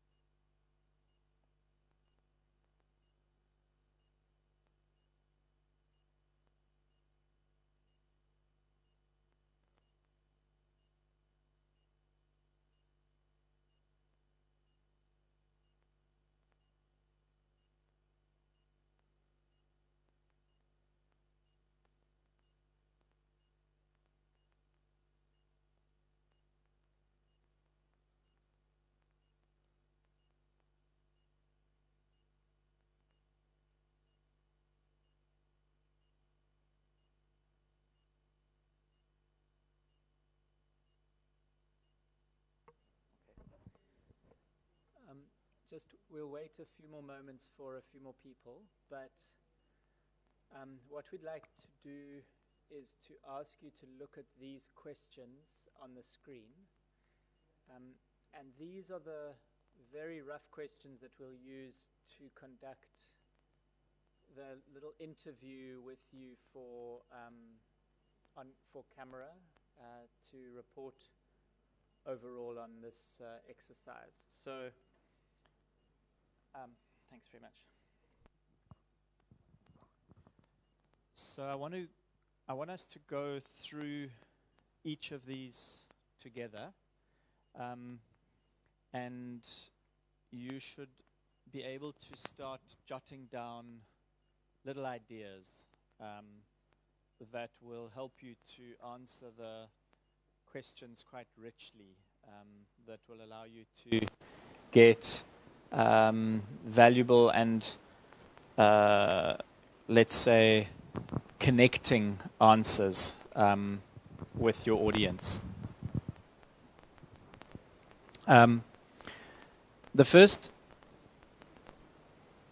The reason I want to do it this way is because when we engage with new information, so if you imagine the viewer who's going to watch this little film, it's important to structure information in a way that they can easily ingest, take that information on board. Because if you just jump in and start talking about something without setting the context, then people don't know what the value is of the work that you have been doing. So we need to structure these questions in such a way that first they explain the context. In English stories, you'll be familiar with the opening to a story that goes, once upon a time. Once upon a time there was a... Usually we meet a character, or we meet a country, or we find out something that paints a picture for us. If you close your eyes, once upon a time in a land far, far away, there was this thing. It immediately focuses the attention. And so what we want to do is to start each of these little films with that focusing of attention. So the first little response is to say, tell us a little bit about the context in your country, in your space. But of course, we don't want to hear all about your context, because that will take us off track. What we really want to do is to get this challenges and resilience and learning space wide open. So that first question we're asking is just, what's happening in your space? What's happening in your country? What's happening in your institution that needs a change? Okay. It's to help the audience understand the value of the work that's going to come. Then we want you to go into, we've got this context, now we said there is a particular challenge and we decided to address it. I'm really thinking about, 2 sentences for the context and 2 sentences for the challenge. What is the challenge? How did we address it?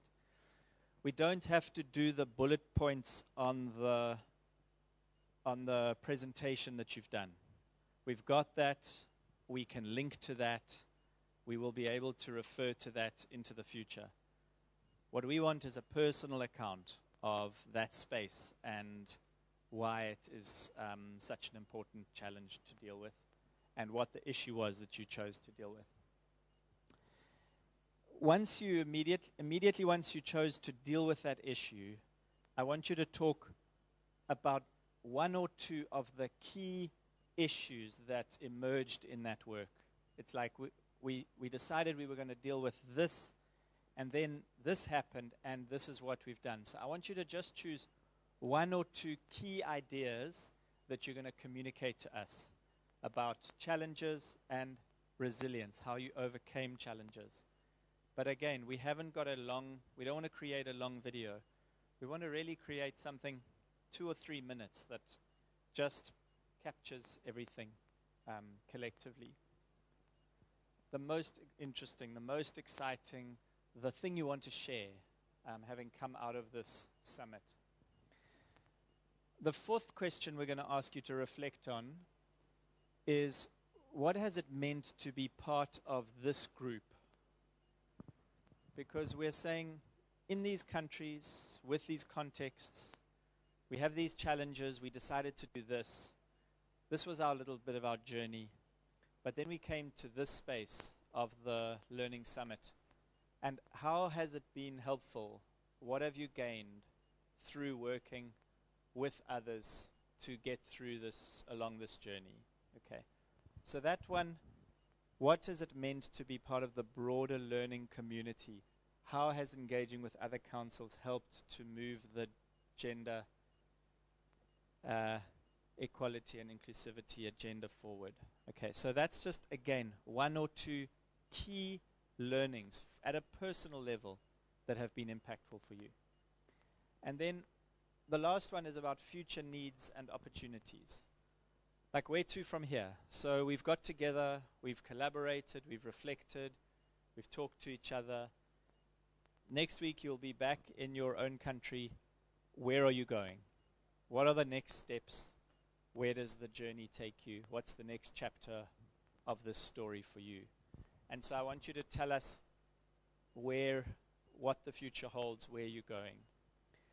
And if we do it this way, in this order, when people watch this video, whether it is another person from another council, or if it is somebody else in the SGCI process who doesn't fully appreciate the importance of the gender work, or if it is somebody in one of your institutions who wants to know what you were doing in Cape Town, and you can show them this little video, we feel like this will tick all of the boxes. If they just watch this 2 or 3 minute video, they will know all about where you've come from, what you've been doing, what you learnt, the value of working together in this collaboration, and where you see yourself going in the future.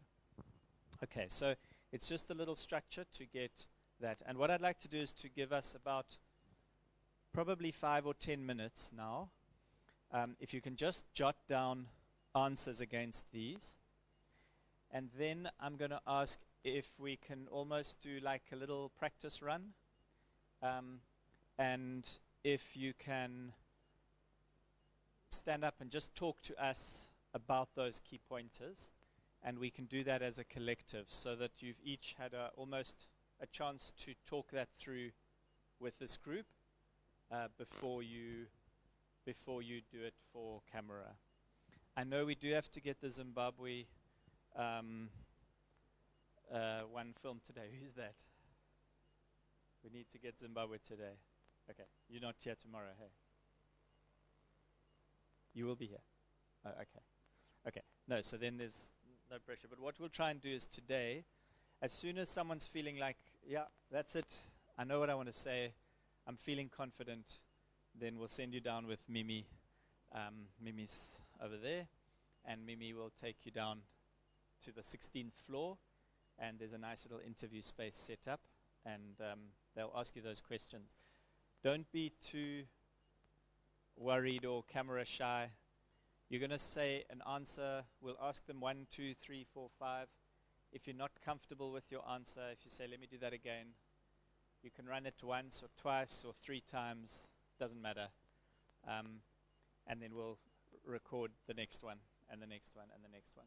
So just get yourself some cheat notes. The real thing I want to say is that we don't want an essay under every point. We just want a few key highlights or insights. And the second thing to say is, please make it as personal as you can. So you don't have to, as I said, list the bullet points from your PowerPoint.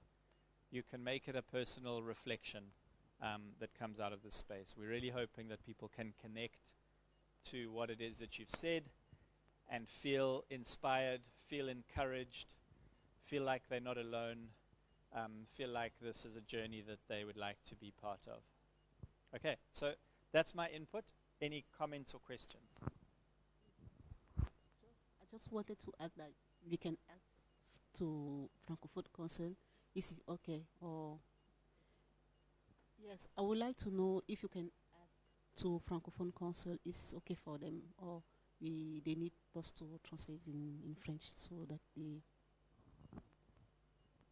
Okay, we're just checking. Are you talking about the actual filming? Oh, this. Oh, okay. Is everyone on board?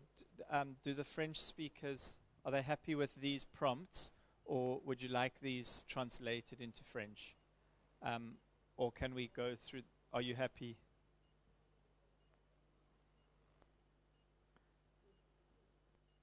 He'd like to translate. Okay, thank you.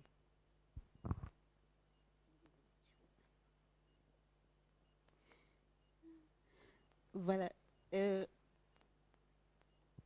En fait, j'insiste juste parce que parfois la traduction ne vous permet pas de rentrer vraiment dans le contexte général du truc.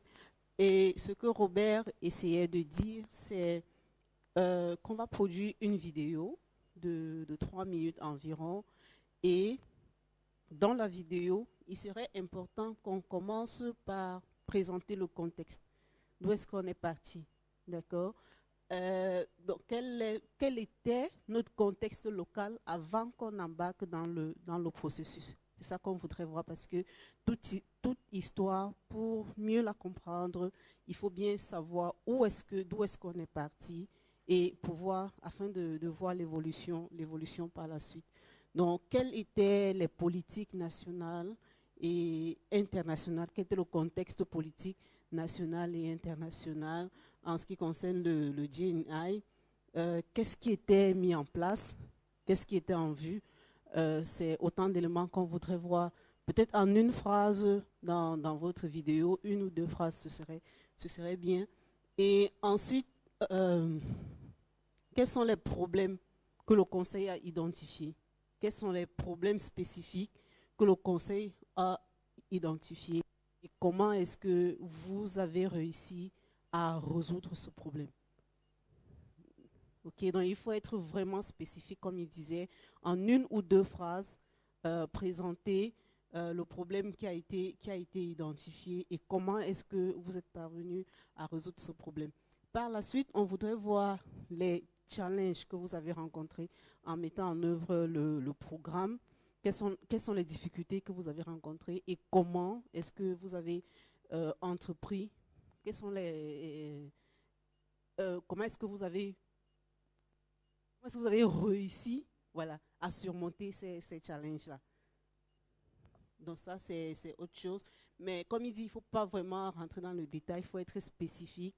Voilà, il faut essayer de résumer pour que la vidéo ne soit pas très longue. Et après, quelles sont les perspectives? D'accord? Quelles sont les opportunités que vous avez quand vous allez rentrer la semaine prochaine dans votre conseil, dans votre pays? Qu'est-ce que vous allez faire? Voilà. Qu'est-ce que vous entreprenez de faire et quelle est la suite du GEI pour vous dans votre conseil? Merci.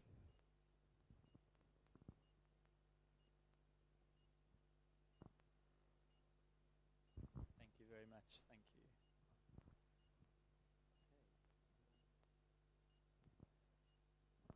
Any more questions? Anyone need further clarification on this task? Thank you. I would like to know which languages we will using on filming. If each country can speak in their own language. I'm from Mozambique, and I know that Francophones also are here. This is my question. Thank you. Thank you. I think the simplest and the most impactful way of putting this out will be a video in will probably be for us to edit that video if it's in English. But if you feel that the video can be more impactful in your own space, if it's in a home language or a mother tongue, then that will be fine. It will involve an extra step for us, and I can explain that to you now. So what we're trying to do is to take some of these reflections and to pull them into a 2 or 3 minute short video. Sometimes there's a little bit more that gets said, and we can tighten it up a little bit and make a more succinct product. If we work hard now to get it short, then we can use pretty much what you say. If you've said ABCDE, we can put out ABCDE if it's short enough. But if you talk quite a lot and say a bunch of ideas, then we will have to try and understand what are the key ideas and try and bring that down to a shorter product. But we are trying to get to short products that can be shared easily. If you do that in your mother tongue or in your home language, we're going to need to ask you, we're going to need to send you that video, and we're going to need to ask you to watch it, perhaps transcribe and translate it, and then come back to us with, or we can come back to you with suggestions of which pieces to keep and which pieces to discard for the short version. But as I say, if we can get to a short, succinct version that we can just film 5 questions and we put them on tape and we cut together those 5 questions and responses, then I think we've got something that we don't have to edit too much. And that is what I'd like to get to. I'd like us to, I don't want to cut out some of your words because there was too many words said. So that's what we're trying to do in this session, is to just spend a little bit of time to just say that we're making the key points and not extra points. If you do want to film in your own home language, we'll probably ask you, if we can, we send you the video, and we'll ask you to send us a transcription and translation of that, so that we know that it's been faithfully translated and that we can put subtitles onto the product. Okay, so that short answer to that question is you're welcome to choose whatever language you would like to do this in, and we will, with your help, we will get subtitles for that. But let's try and keep it short and succinct. Okay, thank you. Any other questions?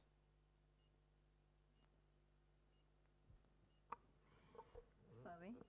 And if we do it in English, it is possible to have translation in our languages? If we, again, if we can ask you, if we can take what you say, send that to you, and ask you if you can send us the translated version, then we can put the translation onto it as subtitles. Okay. But, you know, feel free to choose the language you would like to use. I think we don't have to stick everything in English. It's more impactful in your space to put something. So perhaps I can encourage you to use the language you feel will be most impactful for this, and we will just make sure that we've got an English translation on that product. Thank you. Yeah, maybe we should be encouraging people to use their home languages more. So thank you. Yeah, it'll be lovely. Okay, so please, can I encourage you to do so, if you can help us with just translating that. All right. So can I ask if there is, okay, let me give you 5 minutes as promised. I'm going to give you 5 minutes, respond to each of these questions, and then perhaps just a little bit of time to prepare. And then I'm going to ask if there's anyone who is willing to stand up and just respond to those 5 questions for us. As soon as you're feeling confident, we'll send you with Mimi down to film that. Okay, so I'm going to give you 5 minutes of silence in response to some of those questions. Thank you.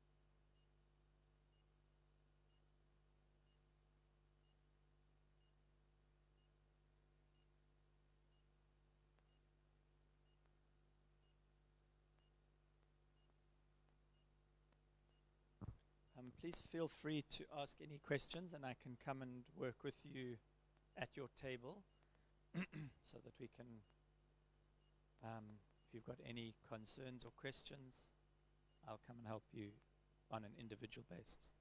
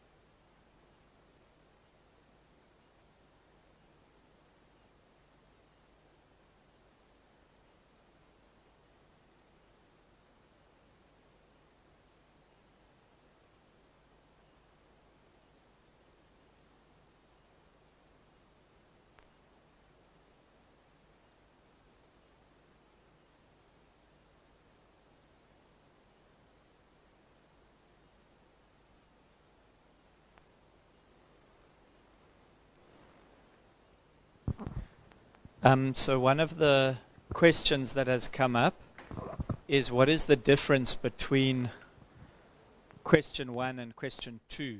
So what is the difference between prompt 1 and prompt 2? Because it feels like if we describe the local context, maybe that's the same as describing the problem that we're dealing with. What I want to do is to first position everyone. It's like we don't even know that you come from Mozambique or Zim or wherever. So in Zimbabwe, we have this or that issue. This is our context. We have women who have X or Y, or we have, you know, a system that has been neglecting a particular constituency or something. So that first sentence is about understanding the broader context. Please name your country in that conversation. Perhaps name your council in that conversation. So once upon a time, if we go to story structure, once upon a time there was a young man who. So in this case we want to say, or once upon a time in a land far, far away, there was a young man who. So let's work out what country we're talking about. Let's work out your institution, the issue that's being dealt with. The second one is it's almost the idea that your change project was structured around. We decided to change the way in which we were selecting candidates. We decided to change the adjudication process in our grant making. Something very, very specific and around that problem that you've got. And the one must flow from the other. So question 1 moves on to question 2. I hope that's clear. So does anyone want to give an example of their context? Does anyone want to very quickly say the 1 or 2 sentences that describe their context? Je vais essayer.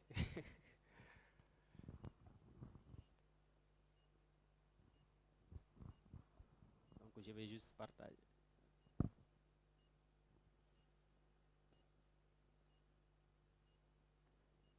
En fait, vu que vous avez demandé à ce qu'on soit très court par rapport au contexte, donc je m'avais juste vous proposer ce que j'ai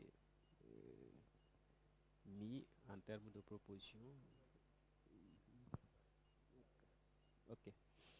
En fait, je serai très court, vu que vous avez demandé en 2 phrases de décrire le contexte. Donc j'ai mis pour proposition, dans un contexte marqué par un réveil des consciences sur la prise en compte du genre, de l'égalité et de l'inclusion, le Sénégal se positionne comme leader dans la mise en œuvre de politiques ou stratégies genre pour son développement socio-culturel. Ça, c'est la première phrase. Dès lors, il demeure important de se baser sur des évidences pour impulser le genre, l'égalité et l'inclusion au niveau national. Ça, c'est le contexte.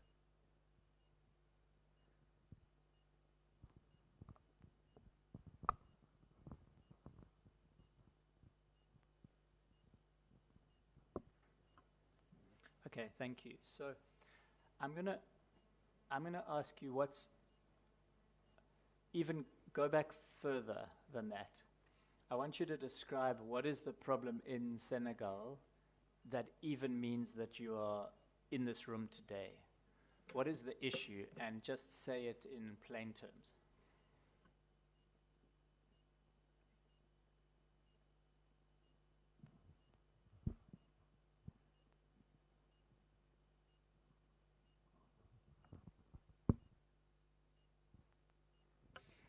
So I want you to go a little bit further back even than where you are now. And I want you to say, what is the problem in Senegal that means that you are here with us today? Why is this work so important in Senegal? Can you give us that statement? Donc il va falloir que je reformule le contexte.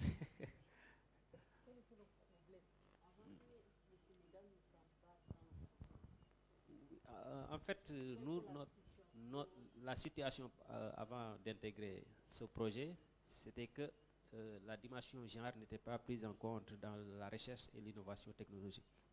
C'était ça.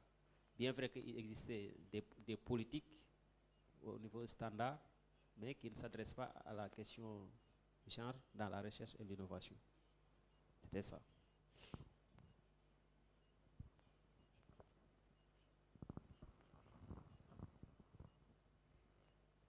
Okay, and then does the gender equity component come into that?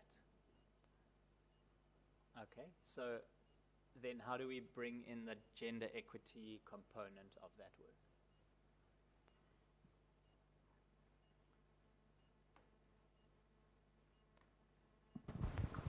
Oui, d'après ce constat, ce qu'on a voulu résoudre, c'est essayer d'intégrer la dimension genre dans la recherche au niveau de l'institutionnalisation du genre, au niveau de toutes les structures de recherche, que ce soit université ou bien instituts nationaux de recherche.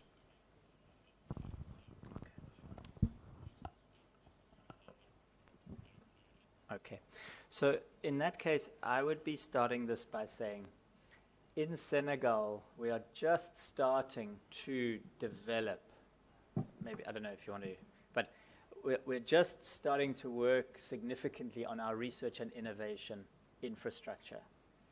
But we realized at the outset we needed to make sure that that development was inclusive development. Okay, so that's for me, that's the framing. So we've got Senegal. The bigger context is that there hasn't been enough focus on a research and innovation framework, but if we're going to build that, we need to make sure it was being built in a gender inclusive way. And that brings you to the beginning of the story. Okay, so please can everyone mention their country and the context so that we all understand why this work becomes very important in that space. Okay, is that helpful?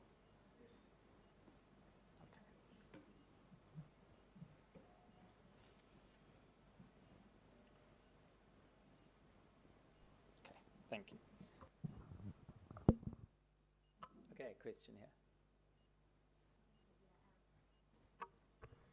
I'm struggling between personalizing the story, because you encouraged us to do that, to put ourselves in the way events unfold. And I was trying to jot down, I don't know, at some points, I don't know, just for the context kind. Like, I was thinking, like, if I can say, I've been working with the Tanzanian Commission for Science and Technology for the last 10 years, and I see it as an evolving institution in its mandate to coordinate and promote research and innovation in the country.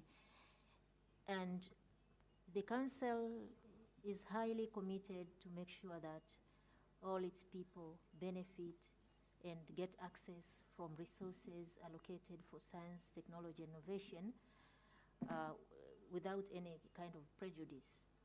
And one of the things that the Commission has been doing is to make sure that the frameworks and guidelines are integrating gender aspects to make sure that they guide the councils. But we came to realize that these were not, there was no concrete ways of making these manifest in real practice when it comes to funding, research funding activities, research and innovation funding activities. And what we did, we developed a framework that's for mainstreaming gender in research innovation activities.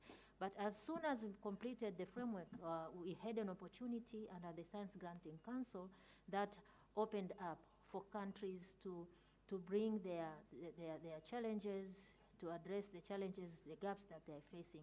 And the gaps that we were facing is that the framework did not have a formal way of being implemented. So we developed, with the opportunity of the funding from the council, we managed to develop training tools. We managed to train reviewers, researchers, research managers from institutions to strengthen the research and innovation granting processes. I don't know, I'm trying to connect dots, but I'm getting lost somewhere.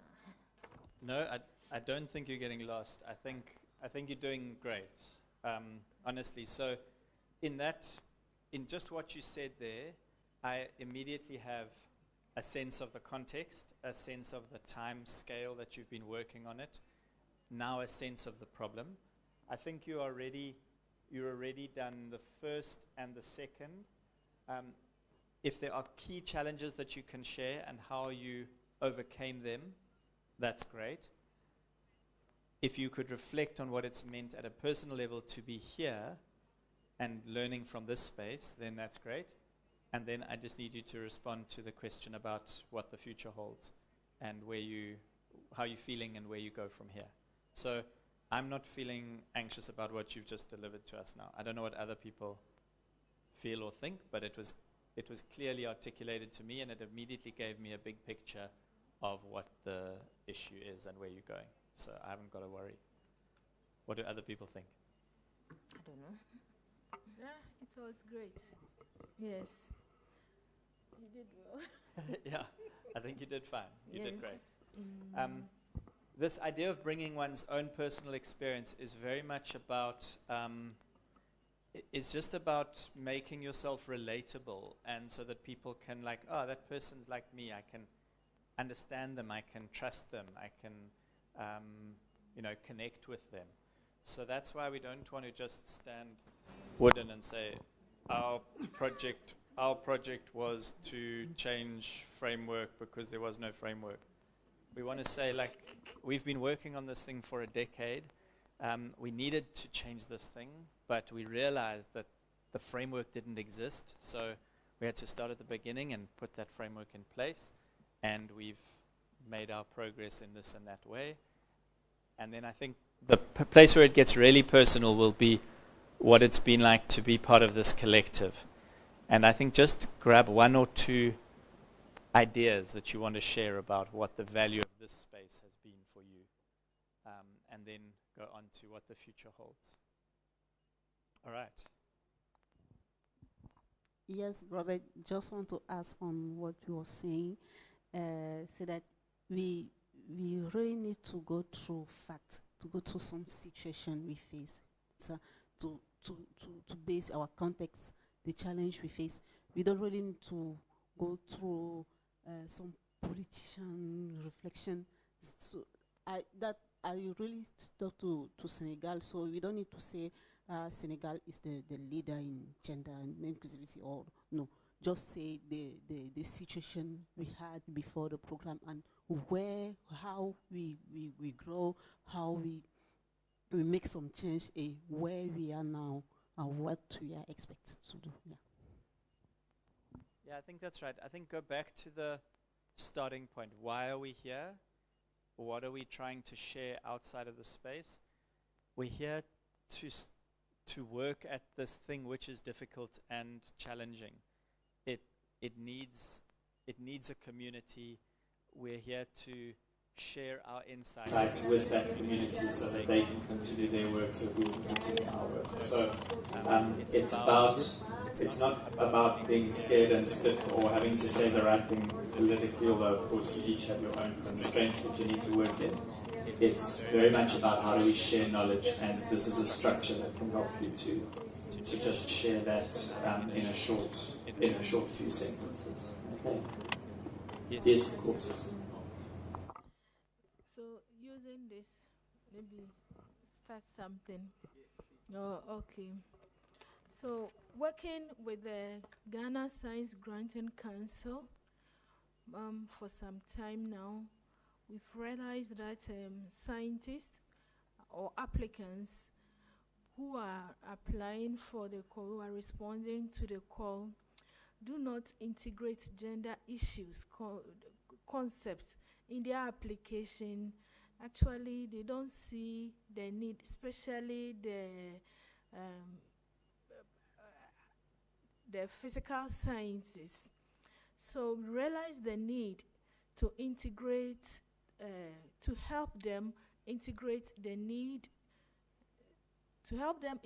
gender issues in their application. So we identify the need to build capacity, and with our interaction and our dealing with them through the application process, we realize they are not, it's not intentional.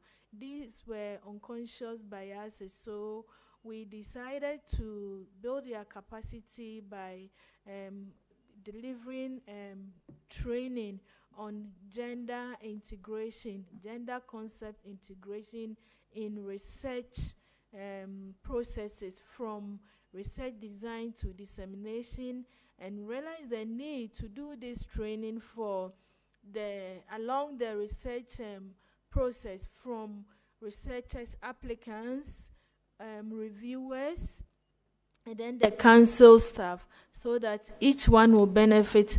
This was done because we realized that the research that they conduct must be impactful, must have impact, and they need to understand the issues. And it's not only about the applicants, but those who are reviewing, and then the staff who are also managing the research. So this training was done particularly for the applicants, the reviewers, and then the council staff. So during the training, the training went well, but it wasn't without any challenge. So especially bringing on board high-level stakeholders to come to the training, leaving their busy schedule. So what we did was to dialogue and explain to them the need to participate in this training. So what we realized was that in our training, we had a high level, like directors of high institutions were participating in the training. So these were some of the challenges we encountered, and that is how we went about it, through dialogue, especially in our invitation. And if there was a need to visit them personally in their institution, we were there. So in doing this work, we have had opportunity to collaborate with other councils. For instance, Ghana visited Tanzania Council to learn from them what the good practices they have, and also to okay, all right. So Ghana had the opportunity to also visit the Tanzania Science Granting Council, and we learned from them the good practices that they are having there. Apart from that, in our working together, attending meetings, learning summit, Ghana has learned a lot from other councils. For instance, recent one that today, there were some of the things that I didn't even know that it was informal things or practices that we have done to do change or change our applicants. For instance, in our training, in one of our models, one of our tools that we use for the training, we train participants on unconscious biases, which were most of them were informal and cultural values and norms. So I learned from them that, okay, yeah, these were some of the informal practices that really changed the individual participants. Moving forward, we realized that there is opportunity in training or considering gender issues in our institutional policies, so that when these are incorporated or embedded in the institutional policies, it will help those scientists who want to implement these gender concepts in their work. It makes them easy, and it's also opportunity for enabling environment to also do things that will incorporate or integrate gender in the application in future. Thank you.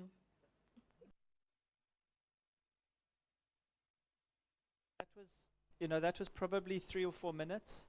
I think there's an opportunity to just make it a little bit more succinct.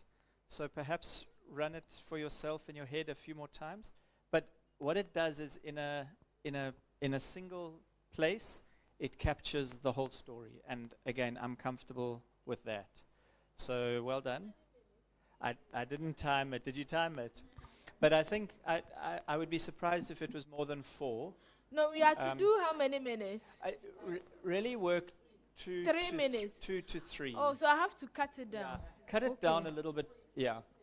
And I think really, again, I mean, if I were to tell you that story, I could say that you said capacity enhancement around the key idea, capacity enhancement around the unconscious, people being unaware of the gender nature. Yeah, so throughout that research process. So I think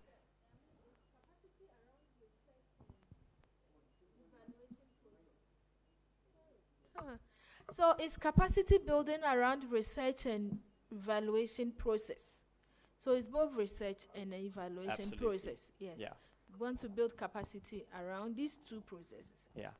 So I think it's fine, and work with that, and we can take, I mean, I'm confident that we would take that, and there would be a few sentences that we could probably take out without losing the meaning. See if you can do some of that yourself. But otherwise, I'm comfortable that we've got a story to tell there. Yeah. If there's something. Thank you. Yeah, of course, and well done. That's great. Okay. Is there anyone else who's kind of feeling like ready to talk about what their story would be? And are you willing to go and try and do a little bit of a recording? You're ready for recording? Okay. Straight to recording. So are you ready for recording? Okay. Are you ready for recording? Do you want to go? You can rehearse. Spend 5 more minutes and just think about how you can cut it back a little bit. But we want to hit those 5 points, but you don't have to It's not a paragraph for each one. It's a couple of sentences for each one. So in Uganda, we want to do this transformation. We realize it's throughout the cycle. People are unaware of all of those things. This is the training that we did. We learned that it was difficult to get people at short notice, high-level people, but sometimes we even had to visit them, but we have to bring them on board, so we did. And it's been really valuable and to share this journey with other councils. You see, I can do it in 15 seconds, so you can do it in 5. Okay, your turn, sir.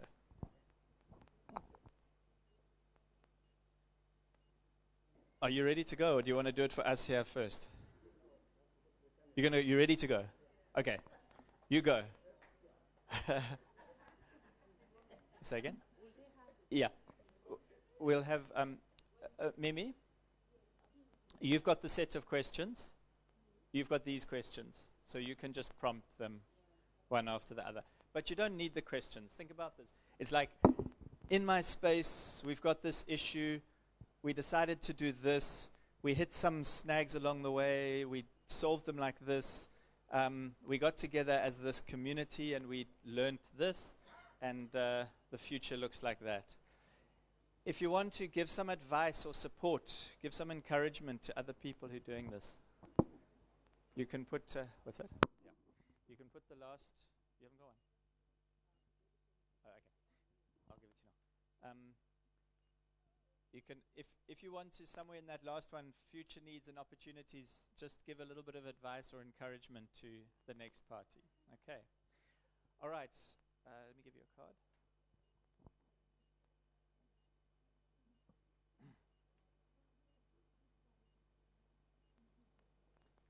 If it's too long, like get them straight again. Shorten. Just like shorten. Okay. Try and work to 2 to 3 minutes. Will you time them? Okay. 1, 2.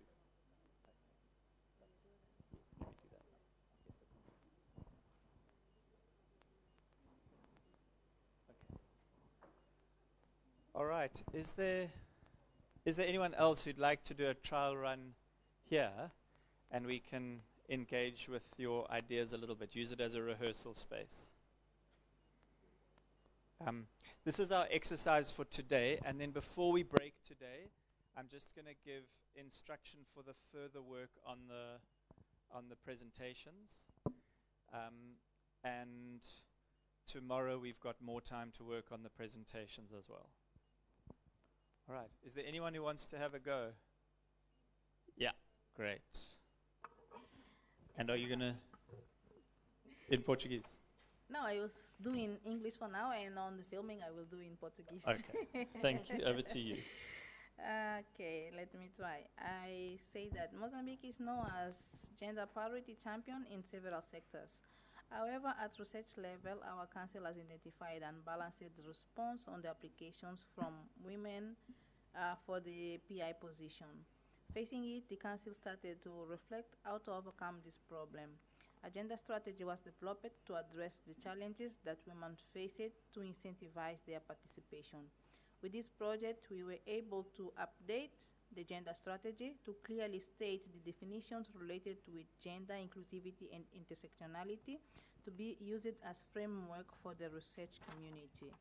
Some of the challenges faced during the implementation was the definition of the terms of genders for our local context to be used not only from the researchers but also for the council staff and reviewers. Knowing that other councils was also facing challenges under gender issues served as an opportunity to learn from them and share learning, as for example Zambia was also developing their institutional gender policy. Moving forward, we will need training for the council researchers and reviewers, so we will be on the same boat when issues regarding with gender equity and inclusivity and intersectionality raises. A bit like Fantastic. this.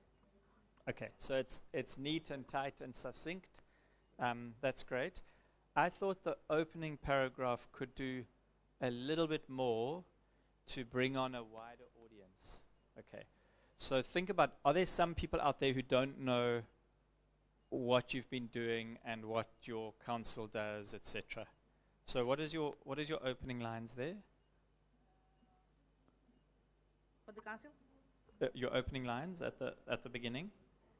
Mozambique is known as gender parity champion in several sectors. Okay.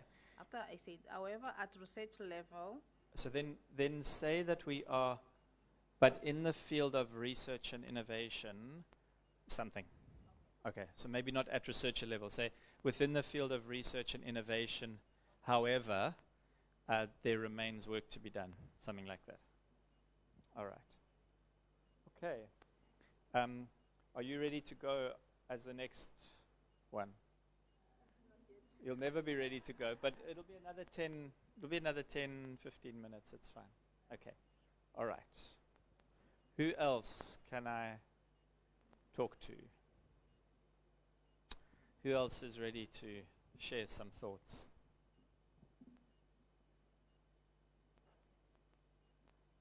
Great. Thank you.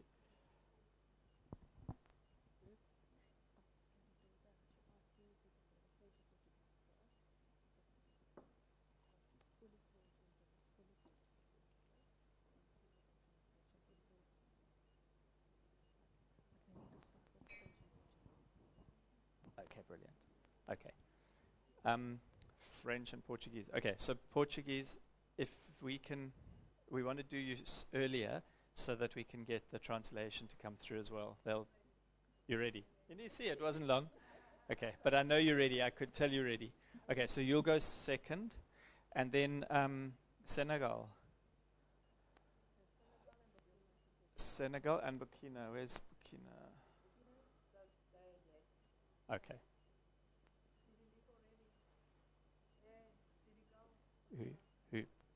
Who's that? Yeah. Who's Burkina? Okay. No. He's on a call. Okay. Okay, so.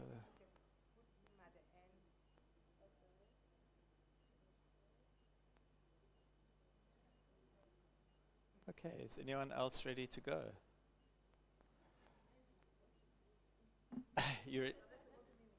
No, so we'll do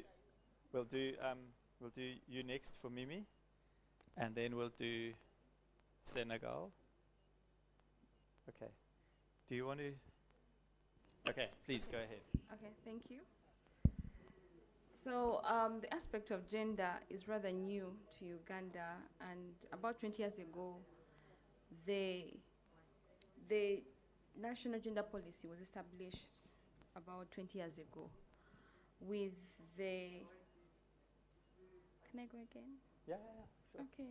No problem. And when you're filming, you can go again as well, as many times as you like. Okay, the aspect of gender is rather new, and about 20 years ago... So just kick it off with your country as well. So in... It's coming in. Oh, it's coming. Okay. Okay. It's important for... So when you start a sentence with the aspect of gender, everyone's like, where's this coming from? So, okay.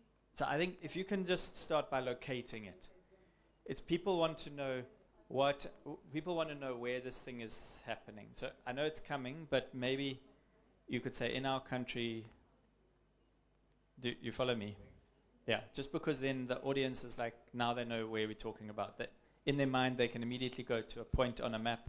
They can get it. You can mention it again later, that's fine. But don't leave it hanging as an abstract concept. Pin it down quickly so that people know what you're talking about. Okay. Okay. In Uganda, the aspect of gender is rather new. About 20 years ago, the national gender policy was established with a policy on appropriate financing later on in 2015. As the Uganda National Council for Science and Technology, we have established GEI, the Gender Equity and Inclusion policies, right from grants management levels to research regulatory processes. However, this is still insufficient, with 72% of the principal investigators being male over the ages of 58. Our project has actually set out to carry out a study to find out the percentage of female doctorate holders and how the intersectionality issues with gender have been addressed. The challenges with this aspect is that the definition of intersectionality has not yet been understood by us, the regulators, and thereafter probably the public. We're hoping through this collaborative effort, we're able to have data transportability, just like from Tanzania to Zambia, and see how best we can implement capacity building programs with Uganda. We are grateful for the SGCI, the HSRC, within this particular program. That's great. It ends quite quickly. What are you looking forward to? What is coming next? So don't end. I mean, so you could say even in the middle where you said we're grateful to participate on this program and we're going to do this. Then at the end, where are you going in the future? I think, remember, in the story structure we talk about, it begins once upon a time in Uganda, we have this situation and we move forward from there. And it ends with, and they all lived happily ever after. So we need to know what the end of the story is. So where are you going from here? And you can say, we're going to be moving to be working on this or that or the next thing. All right. But otherwise, I think it's very good. I think your statement that the aspect of gender is relatively new. So I think you must just change that word aspect. I think you could say the focus on gender within science granting is relatively new, something like that. But gender is as old as people. So don't say that the aspect of gender is new. Say that gender within the science granting processes is new. Okay. All right, but otherwise, I'm comfortable with it. It's not a question. Are you ready to go? Practice, yeah.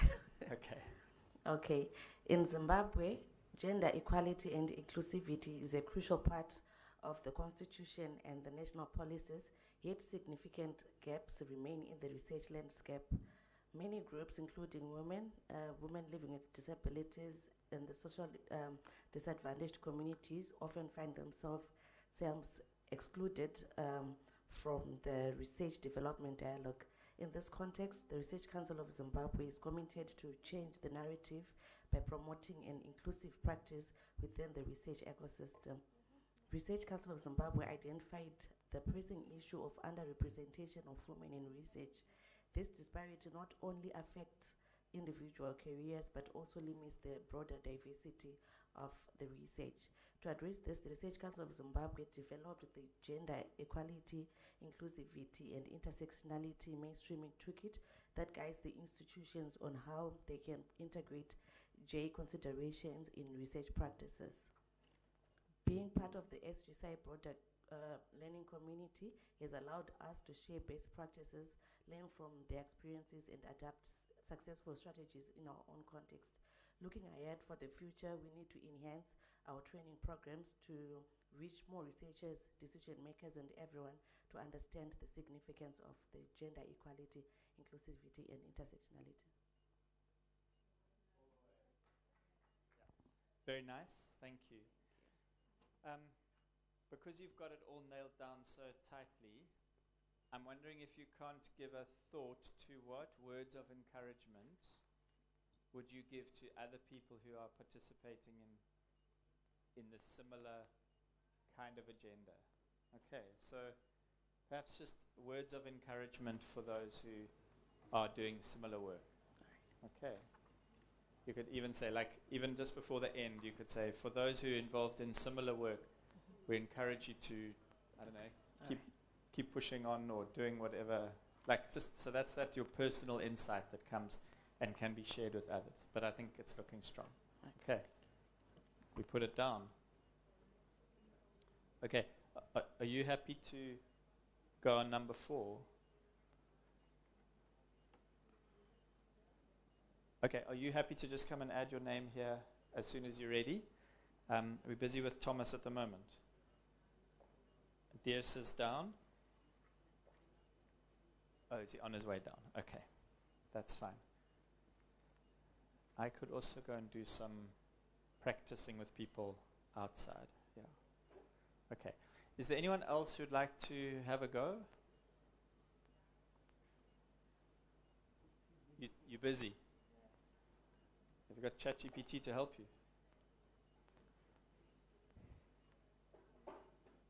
Okay.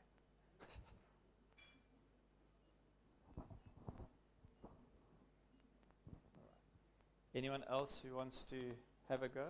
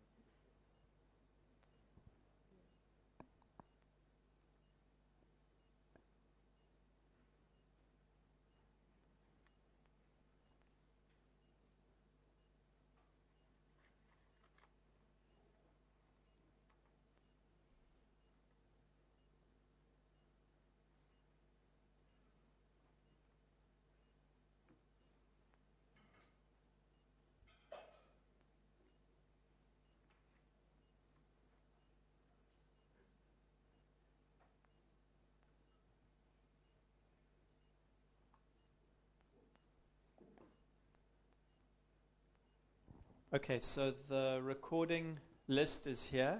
We're going to try and get all of the councils to record today. Let's just come and put your name on when you're feeling comfortable or confident. But I think you'll have a little bit of time. You go next, yeah. You'll have a bit of time to prepare in any case.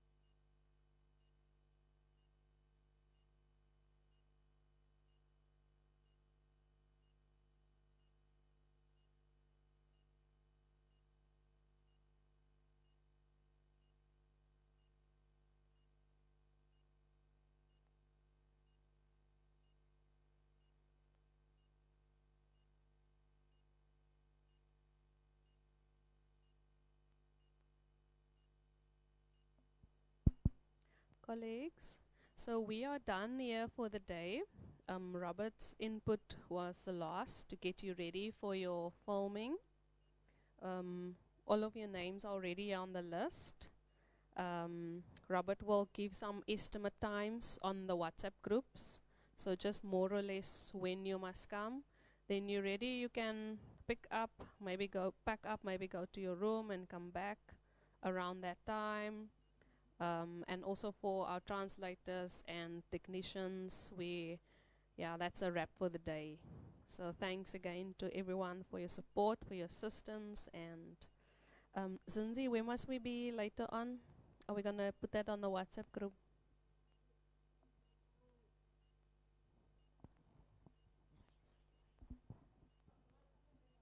So we changed the dinner time to 6:30. Is it 6:30? Yeah, that's the time they open there, and then so the shuttles will be here at 6 or 6:15. Can we leave at 6:15? Or 6 o'clock? The shuttles. No, 6 o'clock. Okay, let's meet downstairs at 6 o'clock.